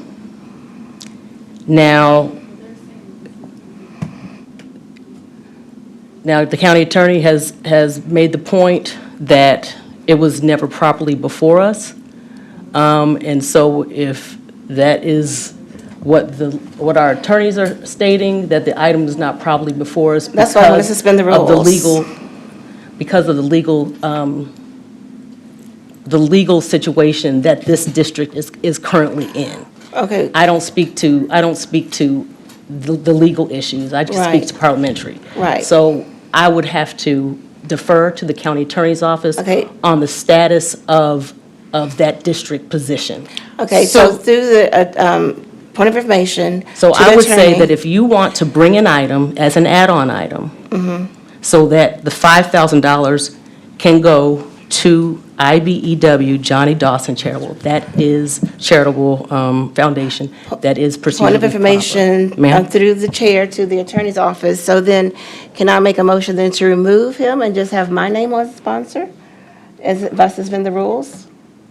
And just have my 5,000, because I don't want to go through the whole process again. That's my point. Pamela Williams Kelly at Shelby County's Attorney's Office. We have a two-part problem here. One, we have a permanent rules of order. We also have a resolution that directs how the grant the Milton grant is distributed and how it should be distributed. So based on your initial comment about bringing forth money on your own, I think that we still have not resolved the problem. This item was not properly on the floor because today, at this time, there is no sponsor. The permanent rules of order do allow for a substitute if it was already properly on the floor. Now, this is more than just a play of words. This is really looking at what you all have put into effect as how this body proceeds. And so I would strongly caution about this avenue unless you give us more time to research to see if there are any other avenues available. But again, there's an issue. Okay, if I can just ask just to legal, so because a duly elected official took action to get it here, are we not able to honor that action, and that obviously the commissioner that got it to the floor cannot vote on it, but are you saying that it is legally not capable that this item can be heard on the floor today? Megan Smith, County Attorney's Office. I'm not saying that. Your permanent rules of order, your procedural steps, we could find solutions to that. What solution we don't have and will not have today is a commissioner for District 9. Right now, this item is funded by District 9 funds. Commissioner Sugarman, to the extent that you wish to remain a sponsor and also fully fund the commitment from your district's funds, that remains an option under the Community Enhancement Grant Program. What can't happen under the program right now is for District 9 funds to be spent without representation. So the item could be fully funded. If a commissioner could fund it from their district, we could amend that item on the floor, because you're right, Commissioner Sugarman, you are now a sponsor of this item. I do think the rules could be suspended to allow the item to continue and not die for a lack of a sponsor. But we can't overcome the fact that District 9 funds and the program have to be spent by District 9 Commissioner. So thank you, legal, for these clarifications. So can we, as an action today, have an add-on where Commissioner Sugarman brings it back in the amount of $5,000 for consideration? Megan Smith, County Attorney's Office, to the extent that all the rules relative to add-ons can be met, in theory, yes, that could work. Okay, so does anything, I think we have just one more item after this. Will we need to prepare something for the add-on to the parliamentarian, or just so that her office can get rolling on that? So we're just trying to be able to get you guys partial funds, and then it's obvious that you're going to need to talk to whoever is the next appointed person to say, $10,000 have been earmarked for our organization, and we would like for you to bring that back. Which, just to legal, that was my second question that's still unanswered to the organization, because right now they stand to have a resolution passed in the amount of X amount of dollars. Once we get the new position and representative in place, how does it just come back as another resolution for the same organization? Normally, these organizations, they come once in a fiscal year. So here you have an organization coming back soliciting the commissioner twice. And I'm just curious, what's the process of them doing that? Megan Smith, County Attorney's Office, the item that's on the floor at present would have to be disposed of in some capacity or another. The real solution to the issue that you've identified is to defer the item in whole and not bring an add-on until there is representation in District 9. Or you dispose of this item entirely and substitute in, rather, the practice, not formally substitute, but use the add-on as the vehicle for funding.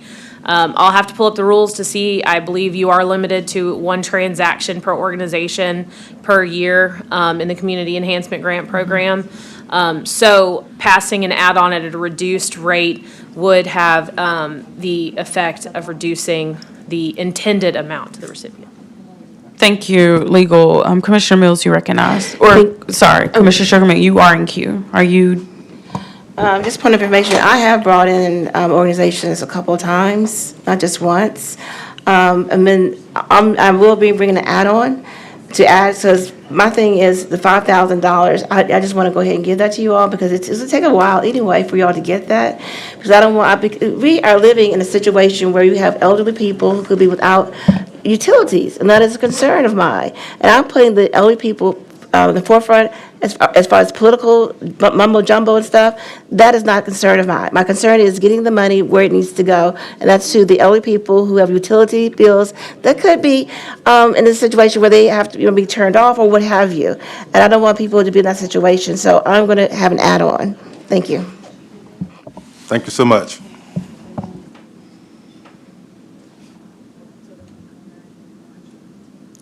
Commissioner Thornton. Okay, sorry. Commissioner Mills, you recognize. Thank you. My question, could we send this down without recommendation while the attorneys are figuring all this out instead of quickly jumping to handle this situation that we haven't had to handle before? So I'm amenable to that. Commissioner Sugarman, you were preparing to do action. Are you okay? And then you with- just handle it Monday and the attorneys can have us better situated? That's fine. Can we do that? Yeah, we can certainly. Send add that down to this without discussion. recommendation. I move to do that. Before we make the motion, Second. no, I'm going to ask you, Tanya, if you could go to the floor, because I want you guys to.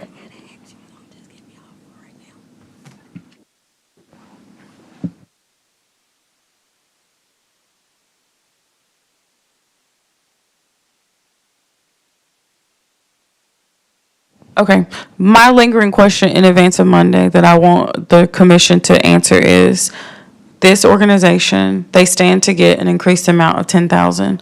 What is the process of them? Because if they have to close out funding before they can get a new allocation, I just want to make sure that that's not the case, because that would put a rush on you to get dollars out the door before you can get the next, and that would disadvantage you. So these are just questions that I want to make sure are clear. I'm going to encourage you to speak to Ms. Tanya before you leave today, and then it sounds like on Monday, if you can come back, then we'll be able to close out this item. So we want to work with you. We just want to make sure you get all your dollars. In addition to that, talk to the people you don't see so that you can ask them if they would be willing to make an addition on the floor.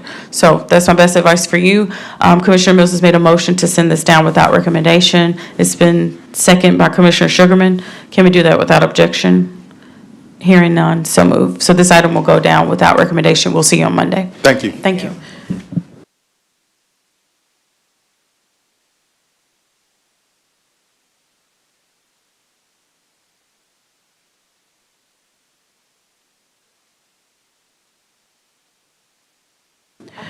All righty. Okay. Thank you, everyone, for working through that particular item. Madam Parliamentarian, can you read item number 15? Item 15 is a resolution awarding county funds from the FY 2026 operating budget in the amount of $40,000 to Alpha Memphis Education Foundation, a charitable organization. This item requires an expenditure of $40,000 from the Milton Community Enhancement Program Grant Fund, sponsored by Commissioner Dr. Edmund Ford Jr., to the point of our county attorney's office, as there is an issue as to whether there is a sitting commissioner in this district. The position was that this is not properly before us, so I don't know if we get a mover in a second to send it down without, so that a legal opinion can be rendered. I'm not certain to be consistent with what has been advised. Yes, ma'am. I So think to sending get it a- down without recommendation is fine. So we'll get a motion in a second. Yes, ma'am. Okay. This item has been moved by Commissioner Mills, second by Commissioner Thornton. So I heard you start the conversation. This item falls under the same dilemma as item 14. So what is the opinion of legal and how we have to proceed with this item? That someone move to send it down without recommendation so that a legal opinion can be rendered. Okay, so the item is properly before us. It's the same dilemma with you.